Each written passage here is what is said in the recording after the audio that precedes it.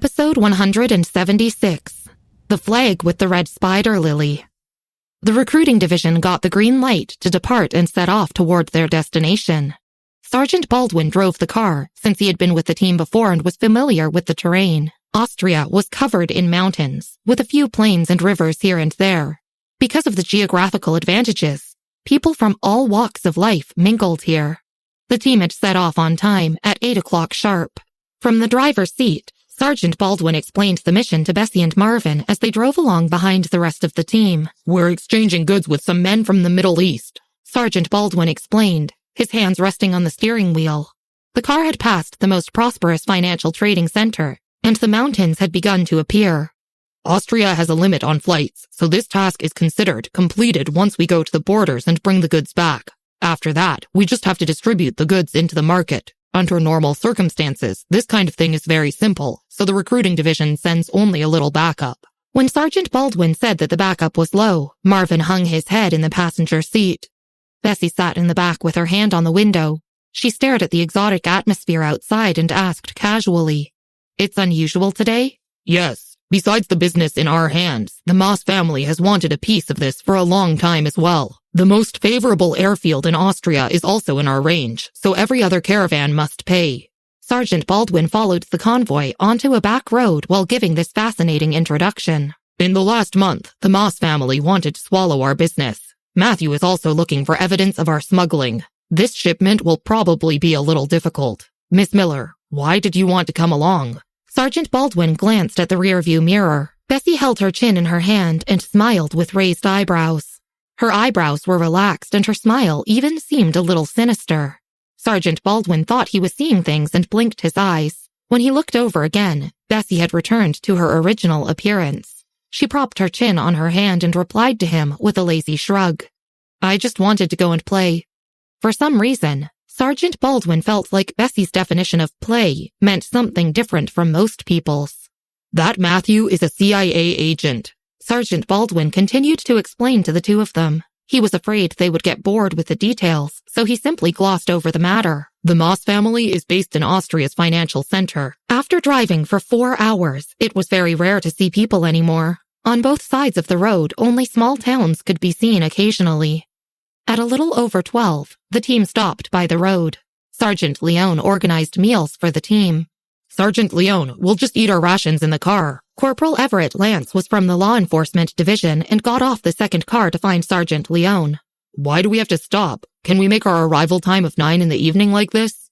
Sergeant Leone didn't reply and just glanced behind him.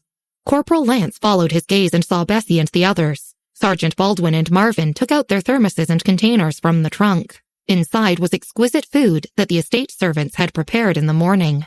It was completely different from the rations that Sergeant Leone and the others had to eat.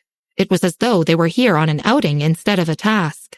Corporal Lance had received instructions from Sergeant Wilder earlier, so he didn't say more after seeing Bessy. He lowered his head and whispered, "Women are troublesome," before finding rations to eat. "Miss Miller." Sergeant Leone finished a piece of bread and came to find Bessy along with the leaders of the recruiting division. "Are you used to such a long journey? We might not stop in the afternoon."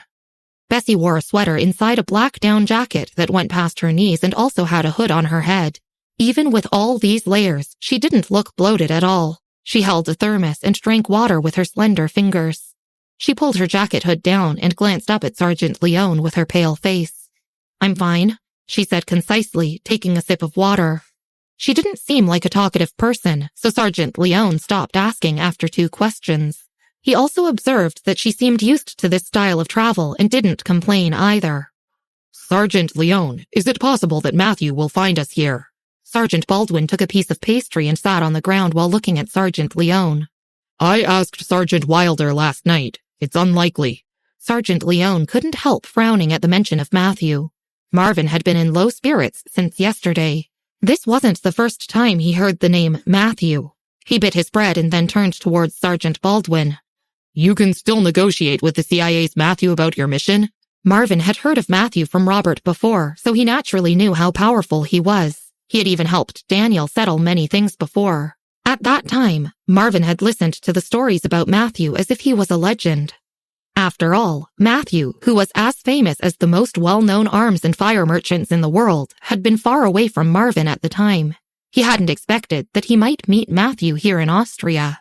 We often have negotiations. You'll know after you've been here for a long time. Sergeant Leone glanced at Marvin and walked away after a while. Marvin once again felt a huge disparity.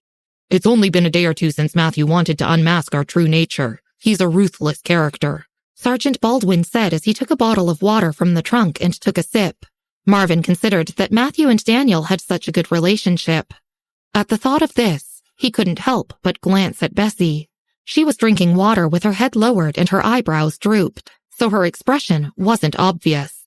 Marvin wanted to ask if she knew Matthew. After all, she knew Daniel so well, but he didn't dare to ask her in front of so many people. Not far away, Corporal Lance called Sergeant Baldwin.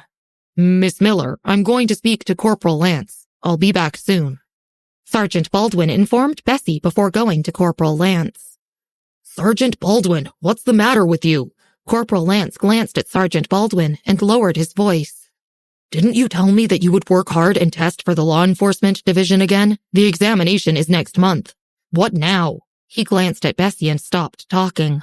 In the car just now, a few men had chatted. Corporal Lance had inquired about what Sergeant Baldwin was up to these days and couldn't help but frown after finding out. I feel good about this. Sergeant Baldwin smiled. Miss Miller knows a lot. Corporal Lance gave up on trying to persuade him and simply patted him on the shoulder before leaving. Sergeant Baldwin returned to the car again. After a 20-minute break, the team started again. Bessy had slept for a long time yesterday, so she didn't sleep in the car and took out her phone to check her Twitter. Noah Hyber had sent an audio message. Bessy took out her headphones from her pocket and put them on to listen to the audio. He had asked his exclusive team of musicians to play the prelude. It was lyrical, but had a strong sense of rhythm. Noah Hyber felt goosebumps after hearing it. The audio lasted only 30 seconds. Bessy listened to it. Noah Hyber sent a few more messages. Nico. He also sent a kneeling down gif. Bessy was accustomed to him making a fuss. She pressed the play button to listen again with her eyes closed and thought about what points to refine further. In the afternoon, Marvin took over driving the car as he was afraid Sergeant Baldwin would get tired. They had left Austria's trading center, so Sergeant Baldwin wasn't afraid of Marvin making mistakes on the road. At 8 p.m., they reached Austria's border. Special guards and military police stood in a line at the border, holding weapons in their hands. A large area of mountains was reflected under the headlights of the roadside. Routine inspections were required for entry and exit at the border. Austria belonged to the financial trading center. The daily trading volume, as well as the inflow and outflow of people, was extremely large. Hence, a row of cars was waiting to be checked. The license plate numbers of Sergeant Leone's main team were all specific. A flag was inserted on the edge of the black car at the front. It was the same flag that hung on Michael's estate. Seeing the flag, someone opened a locked door at the border immediately. The policemen standing on the edge quickly opened up a passage for them. The entire convoy drove through almost without stopping. At the border, Mr. Anderson and Anne were under inspection. When Anne got out of the car, she saw a team of cars next to her drive straight across the border. She glanced at the rear of the car for a long time before asking Mr. Anderson, "Teacher, why weren't they checked?" Mr. Anderson had only been to Austria a few times, and this was the first time encountering such a situation. He simply shook his head and said, "I don't know." A blonde businessman, who had also gotten out of his car to be inspected, heard this and smiled. Austria's forces are so complex that they don't dare to mess with a few of them. Look at the flag on the car. See the red flowers on the black background? It's the red spider lily. At one glance, they know whose fleet it is. Other than the CIA, nobody dares to check them unless they're courting their death. Anne and Mr. Anderson didn't know which force that flag was from. At most, Mr. Anderson only knew the Mass family. Or rather, he had seen the Mass family's butler not far away at the banquet. Anne had gained a lot of knowledge on this trip. Only now did she realize how big the world was and how small her own world was. She squeezed her fists and felt determined to be the top scorer for Northwestern University next year. Sergeant Leone's team passed the border. They drove for another hour. It was 9:30 in the evening when they arrived at the aircraft parking grounds. They parked near the hills. After parking the car, Marvin saw that Bessy was still sitting beside him, looking at her phone. Hence, he didn't rush her and just unbuckled his seatbelt to get out first. In front of them, Sergeant Wilder and the others also got out. He was on the phone with someone. In the car, Bessy closed her chat with Noah Hyber and was about to turn off her phone when she saw a message pop out from the top. Matthew is looking for you. Episode 177. A Sign. Bessy read this message and didn't get out of the car. She reached out and tapped her finger on her lips before narrowing her eyes slightly. After a long while, she pressed on her phone and replied, "How did he find you?" Matthew and Jared belonged to completely different forces. Jared's 129 headquarters was in Evanston, while Matthew had his intelligence network. Logically speaking, Matthew and Jared should never cross paths. Why had he suddenly found Jared, and even threatened to find her? If it was because, then wouldn't it be more convenient to find her directly? It was too torturous to find her through Jared. Bessy looked out the window at the headlights outside. Jared didn't answer her question and simply sent another message. "Are you available on FaceTime?" Bessy thought about what Sergeant Baldwin had said before and still didn't know why Matthew was talking to Jared. While typing her reply, she dug out her headphones from her pocket and stuffed them into her ears. She was about to open the door when Jared started a voice call. Bessy directly picked up. "Why is he looking for you?" It was windy outside, so Bessy pulled her hood on. She glanced around and walked over to where Marvin was, just a few steps away. The wind suppressed her voice as it blew past her. It was still in the morning for Jared. He asked someone for a cup of coffee and sat in a chair to start browsing this year's new members. "He's very strange. He asked us to take his order." At this, Bessy reacted. She reached out and tucked her phone into her pocket before glancing around her. Sergeant Baldwin and Marvin were talking to Sergeant Leone not far away. The other men were all preoccupied and nobody paid attention to her.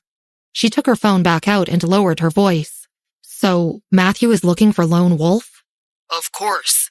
Jared propped his legs up and reached for his mouth. "Who else could it be? Only I and Clarissa know your identity for now." "That's good." Bessy calmed down and leaned against the lamppost beside her. Her tone regained her usual carelessness as she asked, "What were his orders?" Jared stared at the candidates on his computer and chuckled. "He asked you to investigate B." B, a short-lived hacker in Austria. The hacker gave a huge headache to the major cyber police squads, putting them at their wits' ends. "Do you think Matthew wants you to compete with B?" Jared turned to Sherry's page on the computer and squinted. "Your situations are similar and you've never met before." The name Lone Wolf had also appeared in front of Matthew several times. It had invaded Matthew's system too many times. So when Matthew came to Jared's case, he had kept a close eye on it. "That's not the case." Bessy glanced at Sergeant Baldwin. He and Marvin were walking back. "He just wants to know B.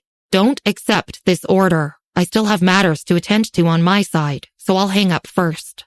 Jared still wanted to ask Bessy how she knew about this, but before he could utter a single word, she had already hung up. "Miss Miller, over here." Sergeant Baldwin had just returned from talking to Sergeant Leone. After confirming which residence was Bessy's, he led her inside. He also carried the suitcase for her.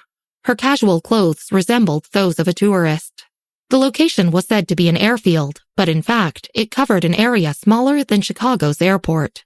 It was almost 10 o'clock in the evening, so there were fewer people around than during the day. Most of them were tour groups and some strangely dressed people. "This is one of our strongholds," Sergeant Baldwin explained to Bessy and Marvin while bringing them inside. "It's a trade center. There are 2 teams in the law enforcement division all year round, as well as some from the foreign trade division. Corporal Lance is negotiating with them." The airfield was very large. Although widely dispersed, it was still sectioned with hangars. It wasn't as standardized as ordinary airports, and there were business opportunities for helicopters and private jets as well. In this spacious place, Sergeant Baldwin led Bessy and the others along a path directly to a building.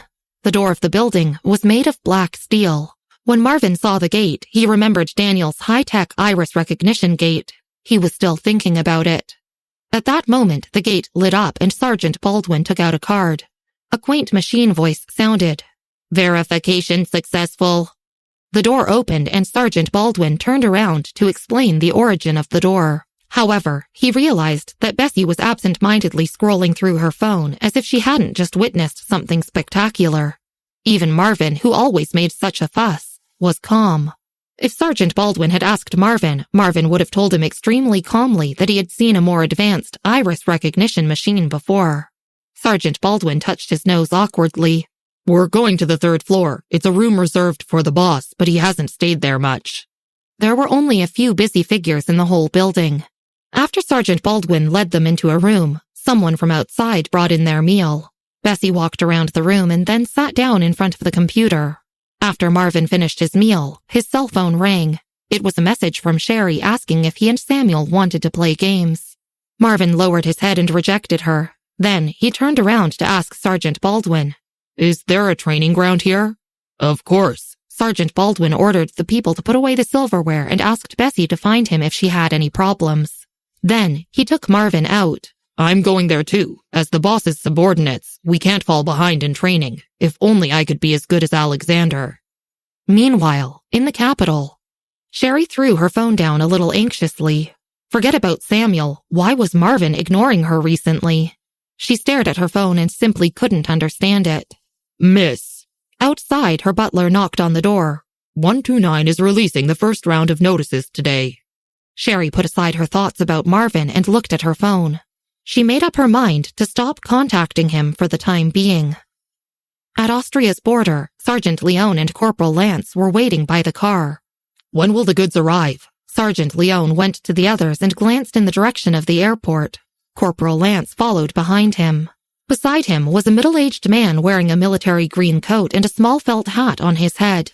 His furry clothes toned down the vicious appearance created by the scars on his brow bone, but his eyes were still deep and sharp. Nobody dared to stare him in the eyes. This was the general of all Michael's subordinates, Victor Taylor. He was terrifyingly capable and was the first person to be appointed to guard the borders of Austria. He held a cigarette in his mouth and he said powerfully, 1 o'clock in the morning. They'll hand it over tomorrow morning. Then he paused and looked in the direction where Bessy and the others had gone. "Who were those 3 people just now?" "That's Miss Miller." Sergeant Leone explained Bessy's identity simply. "I don't like how things are developing. General Taylor, can you lend me a team of people when you leave? I'm afraid something might happen to Miss Miller." "That's troublesome." General Taylor took 2 steps forward. "I'll transfer a team of men for you, but it won't be a large number. Otherwise, I won't be able to guard the border." The 2 of them continued to talk. Not far away, someone hurried over. "General Taylor, the line on the other side of the cargo was intercepted. We suspect it to be the Mass family." "Intercepted? Where are the technicians?" General Taylor's green eyes deepened and the scar on his brow bone bent like a centipede. Hearing this, Sergeant Leone also tensed up. "The technicians are already handling it, but Alexander isn't there. Our whereabouts are soon to be leaked, and it'll be easy to rob us on our way back." Everyone was on edge. Upstairs, Bessy sat on the sofa in the hall and finished a game with Samuel. She didn't move even though it was time for the next round. Putting her fingers on the keyboard of her usual black notebook, she hit a few keys and the computer screen switched to a blue and white virtual network screen. Several red dots on the screen were chasing each other. Bessy squinted and chuckled softly. "It's so lively." "What are you waiting for?" Samuel asked, urging her to start the game. Bessy took a sip of water and replied calmly, "You play by yourself first. I found something more fun." Marvin was brutally beaten in their training session by Sergeant Baldwin. He only came back from the field at 1 o'clock in the morning. He seemed even more deficient now because he realized that Sergeant Baldwin had even gone easy on him. "Marvin, it's okay." Sergeant Baldwin patted Marvin on the shoulder, comforting him. "I'm considered pretty well in the recruiting division, and so are you." Marvin pursed his lips silently. He knew that Sergeant Baldwin had only come to the recruiting division after being eliminated by the law enforcement division. If Sergeant Baldwin wasn't capable enough, then what about the other people in the law enforcement division? What about Christopher, who was even more powerful than Sergeant Wilder, of the law enforcement division? Judging by what they said, it seemed Alexander was also an extremely capable hacker. Sergeant Baldwin followed behind Marvin and couldn't help touching his nose. He knew that Marvin was Bessy's friend, and so he had gone easy on him in hopes of drawing a tie. Who knew he would still lose? The lights in the suites were still on. When the two went in, Bessy was sitting on the sofa and playing with her computer. The computer screen was blue. Bessy's face was slightly cynical and cold. When the two approached, the computer screen changed to poker tournament and Samuel's voice sounded. What the fuck? Damn it, you are a lousy teammate, Bessy. When are you coming? Bessy casually pressed enter and turned off Samuel's voice. She looked very calmly at the two of them and sincerely invited them. Do you want to play a game together? At the same time, the technician at Sergeant Leone's side looked at the connection that had suddenly collapsed and froze in his seat. What's wrong? Sergeant Leone was focused on their situation and immediately came over. The technician moved his hand and said in a daze, Sergeant Leone, the connection seems to have collapsed over there. That's good. Have you intercepted any useful news? Sergeant Leone put down his phone and stopped trying to reach Alexander. He heaved a sigh of relief.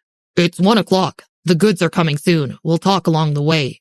The technician immediately stood up and went downstairs with Sergeant Leone to pick up the goods. I received a message saying that they're going to take Avenue 26 tomorrow. When you return to the estate tomorrow, it's best to split into two. The two parties were still in oblivion. Just now, when they were fighting each other online, something strange had found its way in. Episode 178. Ambushed. The next day, Bessy got up very early. Marvin came in with a bag and took care of the flowers before putting away her things. He stood by the flower pot staring at it carefully. Today, the flowers and leaves seemed to have wilted a little. He picked up his phone and dialed Mary's number to inquire about it. He even sent a picture of the flower. It was exactly 7 o'clock in Chicago. Marvin thought that Mary might still be in the evening self-study, so he informed the gardener about this matter as well. Both Mary and the gardener sent their replies almost simultaneously. It's normal. Their reply was the same. Marvin stared at it curiously, but since they both said it was normal, he put down the flower pot. Then he followed Bessy and Sergeant Baldwin to hang out. Bessy wore the black down jacket that covered her knees and made her look extremely thin. The jacket had a red flower on the cuffs. It was a distinct and conspicuous red spider lily. Christopher had prepared this for her when she came to Austria. Most of the clothes in the box were of this color. The three of them left the building and walked outside. The borders of Austria were chaotic and didn't belong to the jurisdiction of any party. The people from the tour groups only stayed in the hotel and dared not run around. The side near the parking grounds was a little more peaceful. It was also the gathering place for the commercial black market and the arena auction. Bessy's hood obscured her vision, so she simply pulled it off. Her appearance and skin tone were very eye-catching. Her wild and gangsterish aura was also very attractive. However, when the countless people saw the red spider lily on the edge of her sleeve, they quickly looked away in avoidance. It was cold outside, and a few people were setting up a stand outside. Sergeant Baldwin took Bessy and the others to an underground auction. Since they didn't have a special reservation, the three of them didn't enter the room, and mixed with a group of people to watch the auction. The auctioneer on stage was an old man with long, curly blonde hair. The next item is the automatic series robot EA3, developed by the World Poker Tour, of which EA1 is with Austria's president. The starting price is 3 million. The World Poker Tour controlled the two major markets of the internet and food and was undoubtedly their leader. The auctioneer struck the hammer. A group of people passionately began raising the price by $100,000 or $200,000. As for the higher-ups in the rooms upstairs, none of them made their move yet. So many people want to buy this robot? Marvin glanced at the robot and felt like it wasn't much different from the one at Daniel's house, except for the color. Daniel's robot was particularly useful. Robert had inquired several times and had still failed to find its origin. Sergeant Baldwin didn't even have time to explain to Marvin. He quickly took out his cell phone and dialed Christopher's number. He reported to him about the auction site here. At the same time, the image of the robots was enlarged on the big screen of the auction house. Very distinctly, a red poppy flower logo could be seen on the robot's wrist. Sergeant Baldwin looked at the enlarged details on the big screen and put his phone to his ear. Mr. Clark, there's no mistake. There's a mark on it. On the other end of the phone, Christopher glanced at Michael, who was inside the house. He pondered for a moment before walking out and lowered his voice. The boss is now negotiating with the Moss family. take a picture of it first. After exchanging a few more words, Sergeant Baldwin hung up the phone call. Bessy, don't you think that robot looks familiar?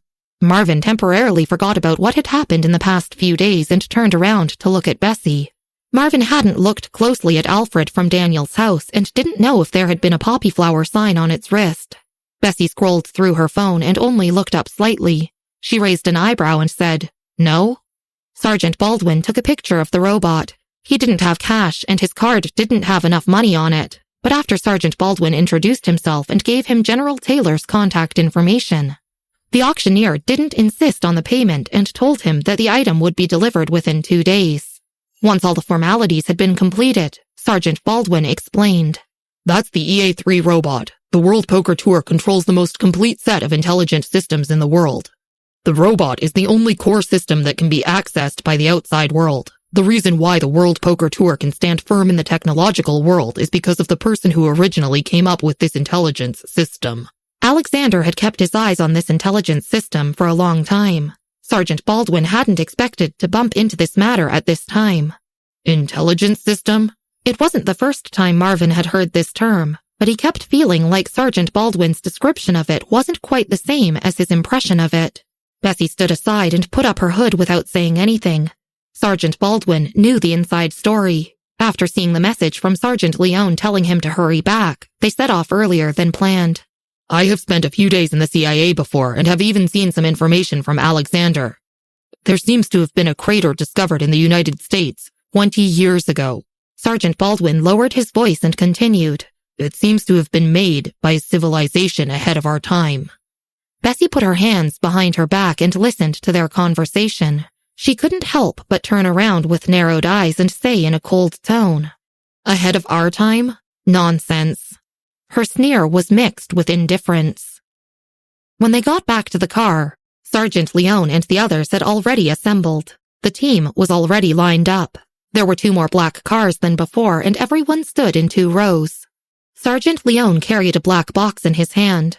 When they saw Bessy and the others, they finally stopped frowning. He directly loaded the box into Bessy's car and said in a solemn voice, "Miss Miller, get in the car quickly. We'll split into 2 groups." Bessy glanced over and knew that Sergeant Leone had put their goods in her car this time. She nodded. Instead of getting in the car immediately, she simply glanced at Sergeant Baldwin. Sergeant Baldwin nodded in understanding. Marvin had told him before that Bessy could leave behind anything except that black backpack of hers. "Sergeant Baldwin, we don't have much time on our hands. You have to go first." Sergeant Leone saw Sergeant Baldwin walking back and stopped him. "Where are you going?" "Miss Miller still has luggage. I'm helping her get it." He was fast and was gone as soon as he finished speaking. Sergeant Leone didn't even have time to stop him. The scar on General Taylor's eyebrows twitched a little in unpleasantness, but he endured his anger and didn't speak. Marvin glanced at General Taylor and Sergeant Leone, but didn't speak. It was useless for him to try to explain how important the computer was to Bessy. After all, his words held little weight. Within a few minutes, Sergeant Baldwin came back with a suitcase and a black backpack. "Corporal Lance, take Miss Miller and the others around." Sergeant Leone turned and looked at Corporal Lance. "We'll take Route 26 to attract the firepower. Miss Miller's safety will depend on you." Corporal Lance's team was the main team of the law enforcement division. Among all of them, his team had the highest training and was the most suitable to protect Bessy. The soldiers were divided into 2 groups. Sergeant Leone took a huge convoy along their previous route. Bessy had 2 cars with black flags moving with her. One car held Bessy, Marvin, and Sergeant Baldwin, while the other car held 4 people from Corporal Lance's team. Bessy sat in the back seat. Her phone rang. It was a call from Michael. He seemed a little busy and sounded tired. "Are you leaving?" "Yes." Bessy rested her hand on the windowsill. She took off her down jacket and set it aside. Then tapped her slender fingers on the window absent-mindedly. "Sergeant Baldwin said we would arrive tomorrow morning." They could arrive in 12 hours without taking the highway. If they took the highway, they would arrive in the early morning. Michael walked outside, looked down at his coat buttons, and raised an eyebrow. "Have fun, but don't pick fights for no reason." She was impartial when she fought. Michael still remembered the time when she injured her left hand. Bessy was silent for a moment and didn't reply immediately. Michael just waited patiently for her reply. After a long while, Bessy responded. She seemed rather annoyed, but she still nodded and agreed. I know. Her voice sounded weak. They exchanged a few more words before Christopher called Michael over and he hung up. Bessy looked down at her phone. In the passenger seat, Marvin also received a call from Michael. At 5 o'clock, they crossed the border and entered Austria. Corporal Lance and his team heaved a sigh of relief at the safe journey. The sun was beginning to set, so Sergeant Baldwin pulled the car over to rest. There was no huge convoy this time, and Marvin had already received instructions from Michael, so he wasn't in a hurry. He built a fire and took out a barbecue grill from the trunk. Behind him, Corporal Lance and the others took out bread and bottles of water. They saw Marvin and Sergeant Baldwin taking out the meat prepared by the estate's chef for them to grill. Bessy checked her pockets but couldn't find any candy. After a while, she plucked a blade of grass and sat on a small bench nearby. She propped her legs up and chewed on the blade of grass absent-mindedly. Corporal Lance. The person behind Corporal Lance finally couldn't hold back and complained in a low voice. Are they here on a mission? They even have a grill in their car. Corporal Lance's expression was glum and he simply said, That's enough. But from then on, those men didn't hold as much respect in their hearts for Bessy anymore. There was still plenty of snow on the ground. It was very quiet, and only the sizzling sound of the meat grilling could be heard. It was so quiet that even Marvin felt like something was wrong. He looked up sharply and then walked in the direction of Corporal Lance. Is this an ambush? Episode 179. A group of fugitives at a barbecue. The atmosphere was tense. Nobody expected Bessy to say such a thing, and even the mercenaries were silent for a while. They stared at Bessy, bewildered. Corporal Lance and the others originally thought that Bessy would stand up and get into the car. Upon hearing this, both Corporal Lance and the mercenaries' first reaction was to wonder if this woman was simply crazy. Miss Miller, don't worry about the barbecue. These are mercenaries. They kill without blinking an eye. Corporal Lance almost lost his cool. The men beside him faced the 30 or so mercenaries nervously. Who expected Bessy to say such a thing all of a sudden? The mercenaries were all fugitives. Furthermore, there were 30 or so of them. If Sergeant Leone and the others had been here, they were capable of fighting against the 30 or so mercenaries. But now there were only 7 of them left. There were only 7 of them, but they still had to protect Bessy. There was simply no chance of victory. At this moment, be it Corporal Lance, Sergeant Baldwin, or Marvin, all of them were tense and giving terrified looks to their enemies. When the medium-sized truck had first appeared, Corporal Lance had pressed the radio in his hand to report to Christopher. Even after Corporal Lance roared at her, Bessy still stood on the spot, watching the group of mercenaries. Did she think she was here on a holiday? Several men beside Corporal Lance felt for their weapons and couldn't help but curse at her stupidness. This wasn't a holiday or a drill. They wanted to knock this woman back to her senses. A barbecue grill? The mercenary in front reacted and took a step back. Murmuring strangely, he stared at Bessy and chuckled. I kicked it. What are you going to do? Because of their large numbers, the mercenaries were confident of the outcome of this match. He folded his arms and stared provokingly at Bessy. Bessy nodded and took a step back. Nothing much.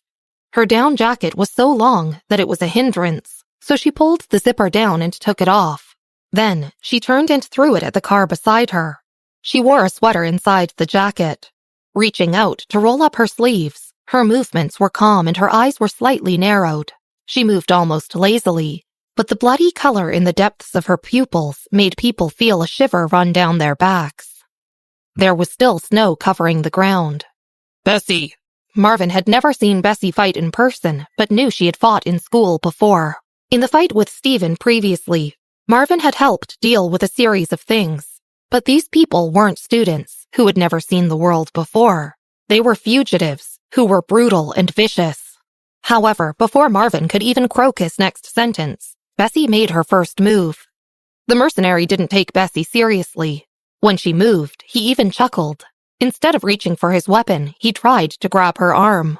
Unexpectedly, he failed to grab her arm, and a sudden burst of pain exploded in his chest. Boom! The mercenary leader was ruthlessly pushed into a nearby tree. The group of mercenaries and even Corporal Lance and the others looked on incredulously. How is this possible? However, they didn't have time to think about the situation. After freezing for a moment, the mercenaries reacted and took out their weapons. The head of the mercenary who had slammed against the tree clung to it, but didn't get up. He wiped the corner of his mouth and shouted violently, "Get her!" The remaining mercenaries swarmed up. Corporal Lance and Marvin had no time to be surprised and fell into the dogfight immediately. They originally imagined a difficult scuffle since they were so heavily outnumbered. Nobody expected Bessy's reflexes to be so quick. Every time she punched someone, it hit the person's weakest spot, and she flew effortlessly among the group of mercenaries like moving clouds and flowing water. Without much effort, the group of mercenaries was beaten to the ground. Bessy stood in the middle of the field with the mercenaries on the ground all around her. The group fell into a strange silence. Corporal Lance and the others had not yet reacted. "Corporal Lance," the man behind him finally took the lead in reacting. "I think I just saw Miss Miller." The man was a little dumbfounded. Corporal Lance was silent and so was Sergeant Baldwin. Even Marvin stood rigidly. At this moment, he finally understood what Michael had meant by not needing him to protect her. Everyone was at a standstill, but Bessy simply turned back to the car and opened the car door. She pulled out a piece of tissue paper and wiped her hands, while walking to the head of the mercenaries. Squatting down, she continued wiping her hands slowly before saying in a relaxed voice, "You kicked my grill." 5 minutes later, Corporal Lance and his team witnessed an extremely strange scene. The group of mercenaries stood to the side, but their leader sat on the ground. He was cleaning the grill with water and reigniting the fire. He waited for the grill to get hot before roasting the meat, but all the meat had already fallen to the ground. He looked around and couldn't find a piece of clean meat. "Miss," the mercenary leader dragged himself over to Bessy. He was fearful of disturbing her, but still boldly and carefully asked, "The fire is going, but the meat on the ground." These desperate mercenaries could resort to any tactics and could either stand tall or beg forgiveness. As long as they kept their lives, they were willing to do anything. Furthermore, Bessy was undoubtedly ruthless and terrifying. Bessy leaned against the door of the car, playing a game on her phone. Hearing this, she looked up at Marvin. "Is there still meat in the box?" "Oh." Marvin reacted and walked over to the car. "Yes, of course. The cook prepared a lot." He opened the trunk stiffly and took out the cooler from inside. Then he brought it to the mercenary leader. The mercenary leader said, "Thank you," very sincerely. He took the meat and roasted it on the grill. The cook had also prepared a lot of spices, drinks, and side dishes. But it had all been kicked over and had to be wiped clean of ashes. The mercenary leader asked Bessy what she wanted to eat. Without even looking up, Bessy continued pressing on her phone and said distractedly, "Something spicy." "Okay." The mercenary nodded and picked up a pile of bottles, looking for the chili logo. Beside them, Corporal Lance and the others were almost in a trance. They stared at the mercenaries as they roasted the meat in fear and trepidation. They were respectful and polite. "Just now when these mercenaries came, Miss Miller was grilling meat," a man whispered beside Corporal Lance. "How could these people defeat her? She didn't even give a hoot about this group of mercenaries. That's why she was grilling meat so peacefully." "Corporal Lance, could you tell what method Bessy used to fight?" Someone asked carefully. She was so fierce and cruel that they even felt pity for the group of mercenaries. Corporal Lance narrowed his eyes and finally spoke in a deep voice after a moment of silence. "She seems even more like a fugitive than those mercenaries." "So?" Sergeant Baldwin froze expectantly and then stared at Corporal Lance in shock. Corporal Lance stared intensely at Bessy, his eyes more respectful now. "She seems more desperate than the mercenaries. I've only seen this in the arena in a fight for life and death." The few people around him stopped talking. The people in the different divisions each had their separate duties, but they shared one thing in common. They all revered the best fighter. As such, everyone looked at Bessy differently now. Everyone in the estate had fought in the arena before they fought in the field, but there weren't many who dared to fight for life and death. It was only human nature to fear death. Corporal Lance was still staring at Bessy when his phone rang anxiously. He glanced at his phone. It was Sergeant Leone who had taken the other road. Corporal Lance, what's the situation on your side? Sergeant Leone was still in his car and sounded very anxious. We've already passed Route 26, but we don't see anyone from the Moss family. I'm afraid this is a trick. Don't go forward. We'll come and find you. We received news that a dozen mercenaries or so are waiting for you. Those people are ruthless. The goods are no longer the problem right now. Hearing Sergeant Leone's bated breath, Corporal Lance glanced blankly at the mercenary leader grilling meat and paused before saying, No need. Sergeant Leone could tell something was off. Why? Corporal Lance said faintly, We've already encountered the mercenaries. What? Sergeant Leone's voice tightened on the other end of the phone. Leave quickly. Hang in there. We'll reach out soon. Have they surrounded you? What's the situation now? Oh. Corporal Lance looked up. They're grilling meat. Corporal Lance's gaze landed not far away. Where he was looking, the mercenary leader who had just been laughing arrogantly a few minutes ago was now holding the iron clip and turning the meat over carefully. The meat dripped oil and sizzled on the grill. He reached for a bottle of barbecue sauce and sprinkled a layer of sauce on the meat until a full and mellow aroma permeated the air. The chefs at the estate had been carefully selected by Christopher after Michael told him of Bessy's taste. Christopher had even specially selected the chef who had made the best barbecue, so the aroma of the marinated meat would fill the air. Sergeant Leone didn't reply immediately. He sat in the car rushing towards Corporal Lance. The signal is bad. What did you just say? Sergeant Leone asked after a pause. Grilling meat? He felt like he had certainly heard wrongly just now. Why did the words grilling meat pop out of the blue? Shouldn't they be fighting sensationally or be in a life and death escape? Grilling meat? Yes, grilling meat. Corporal Lance didn't know how to explain it. Are you still rushing here? Yes, Sergeant Leone said. He raised his hand and glanced at his watch. Wait another hour for us.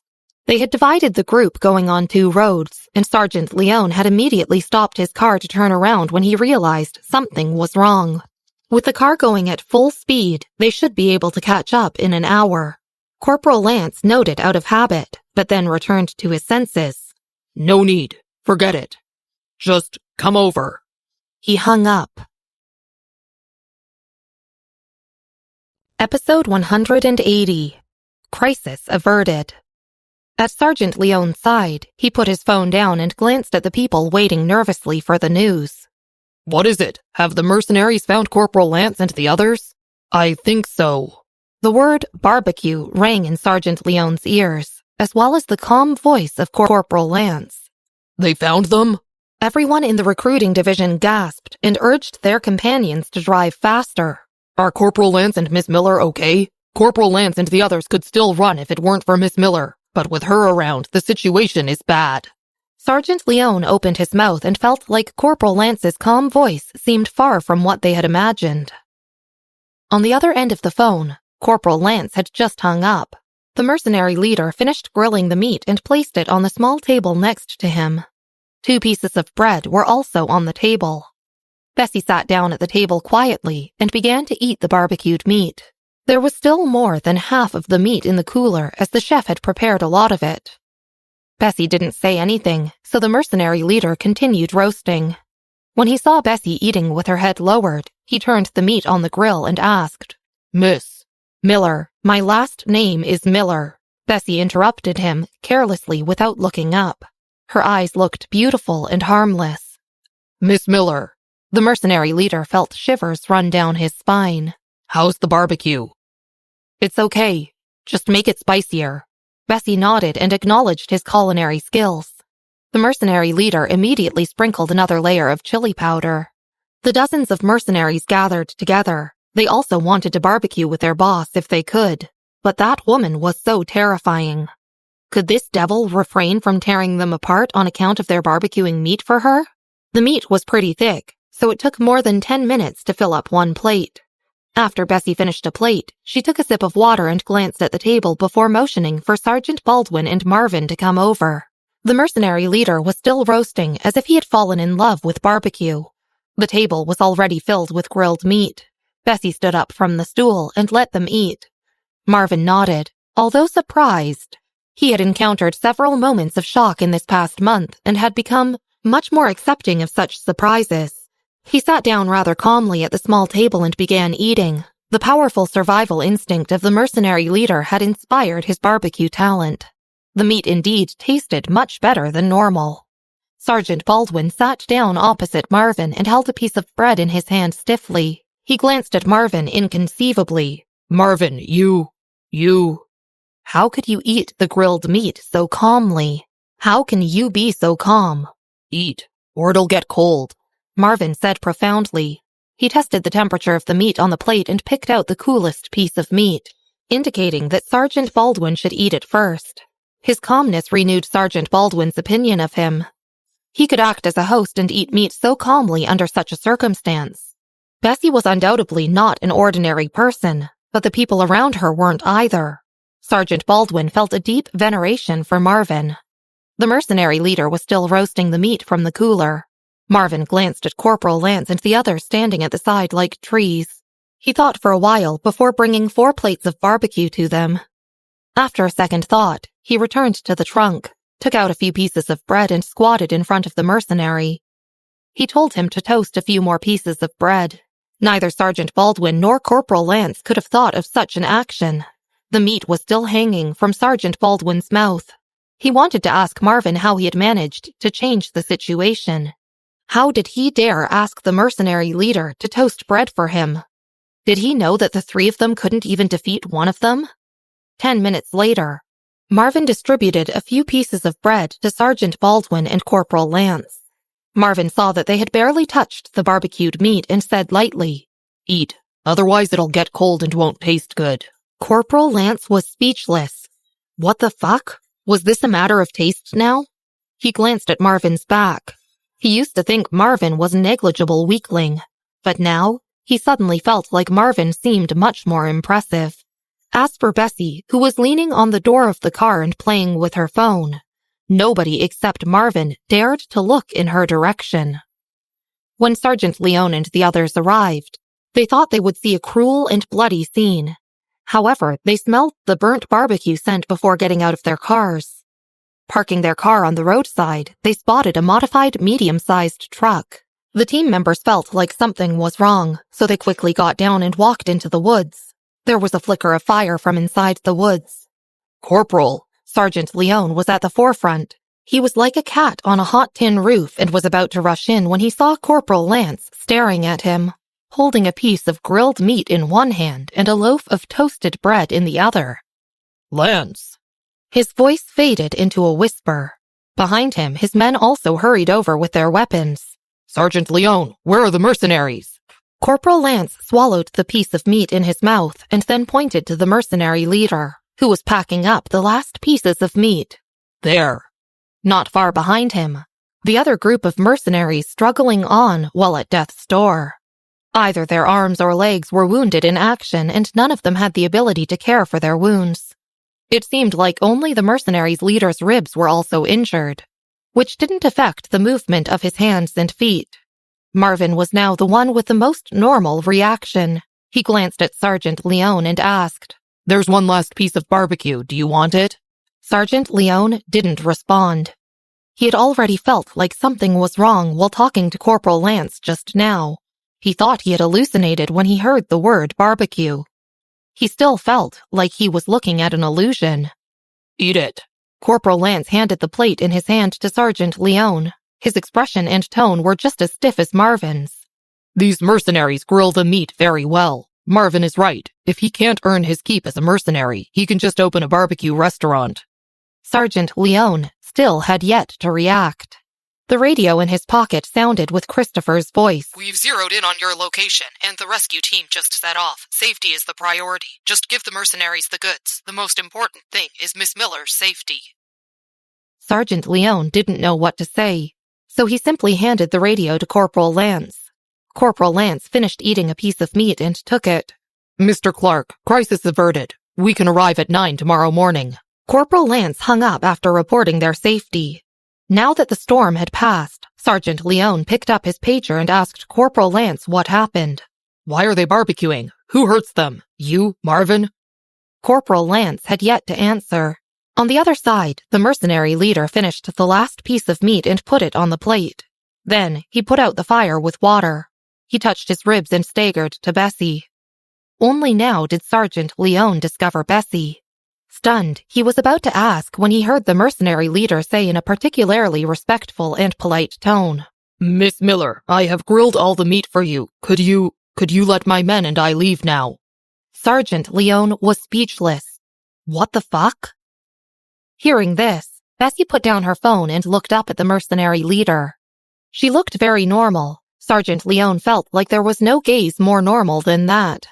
She was so casual. But the mercenary leader jumped back like a frightened rabbit. Corporal Lance and the others were speechless. It was inappropriate to use the word rabbit to describe an iron-blooded mercenary. But they really couldn't find a more suitable word.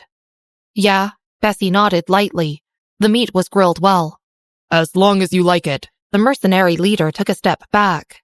Bessy had spoken to him in the same tone before beating them up. She glanced at the barbecue grill. Everything had been packed up tidily, so she snapped her fingers and said, "Okay, go." As soon as she said this, all the mercenaries who had been struggling to get up climbed on all fours and slipped into their truck before driving away. Their movements were like a tornado. In less than 2 minutes, only Sergeant Leone, Corporal Lance, and the rest of Michael's men were left. The mercenaries had disappeared like the autumn wind sweeping away fallen leaves. Bessy opened the back door and got into the car. Marvin and Sergeant Baldwin were packing up the suitcase that the others had thought were for a vacation. "Yes, it's exactly as you saw." Corporal Lance turned and glanced at Sergeant Leone, who had yet to react. "It wasn't me or Marvin. It was Miss Miller." In the past, Corporal Lance had only called her Miss Miller, out of formality. But now, the words Miss Miller harbored an inner sense of fear. To be able to defeat the mercenary group all by herself, Corporal Lance felt like even Christopher might not be so capable. "Oh, so it turned out to be a real barbecue?" Sergeant Leone looked down at the grilled meat in his hand. The mercenary leader had even grilled the meat. In another situation, this could probably be served at a restaurant. Corporal Lance genuinely understood Sergeant Leone's feelings at this moment. He patted him on the shoulder. "Sergeant Leone, eat it. It's the last piece. That mercenary leader's skills is not bad." Sergeant Leone didn't know what to do except stuff the piece of meat into his mouth. The men beside him were also empty of mind and in a daze.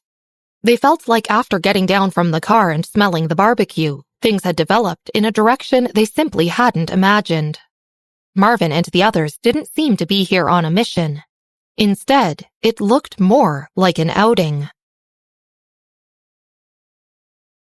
Episode 181, Returning to the Estate. In the car, Bessy took off her down jacket. The goods sat safely beside her. She took out her phone. After putting on her headphones, the phone rang. It was Michael. His voice was very calm. "Did you pick a fight?" No. Bessy sat upright. She raised an eyebrow and retorted, "I didn't pick the fight." Michael put down the documents in his hand and walked to the window. "Are you sure?" He felt like something was wrong after the alarm was raised by Christopher. "They started it first. They kicked over my grilled meat." Bessy glanced outside. The car had already driven away. She sounded very reasonable. Marvin and Sergeant Baldwin were speechless. That's right, the mercenaries had indeed made the first move.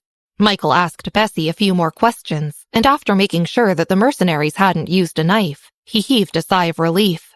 He hung up and someone knocked on the door. It was Christopher. "About Miss Miller." Christopher had come to report her safety to Michael after receiving the news from Sergeant Leone and Corporal Lance. Michael waved his hand and signaled for him to stop. "Where's the stuff?" He glanced at Christopher. Christopher didn't speak and just handed a document to him. "This is the list I got from Mr. Kramer. It's quick to get money in that arena, and there are many people involved. Although there aren't many advanced life or death rings, there are still a few matches a day. The dead people's names have already been crossed out, but the name list is all in the database. I dug for a long time before finding the database." There was a fighting ring on the border of Austria. It wasn't managed by any party, and people fought in the life or death ring, desperate to turn their lives around and become rich. although the internal arena of Austria was controlled by others. It was not much better than the borders. Life and death were based on signed arrangements, and nobody could govern them. These arenas were managed by the Maas family. Christopher had negotiated with the Maas family to obtain access to their underground database. Lowering his head and looking at the stack of information in Christopher's hands, Michael's eyebrows drooped and he didn't reach out for it immediately. Christopher thought his reaction was a little off. He looked at Michael and said apprehensively, "Boss?" Michael looked up and reached for the documents. "Give it to me." Instead of reading through the documents, he simply turned and placed them on the table behind him. "Alexander will be back tomorrow." Christopher thought about Alexander. "I've already asked him to investigate the attack on the aircraft parking grounds last night." Sergeant Leone had contacted Christopher when the parking grounds networks had been attacked. But it had been solved without any reason. Sergeant Leone and the others were thick as bricks and simple-minded. But Christopher thought that things weren't so simple and handed the matter directly to Alexander. "A hacking attack?" Michael narrowed his eyes and finally said in amusement, "Is all right. Let Alexander investigate." Although Alexander was a member of the Hacker Alliance, his hacking skills weren't as good as the president's. Michael already estimated that Bessy's skills were comparable to the president's.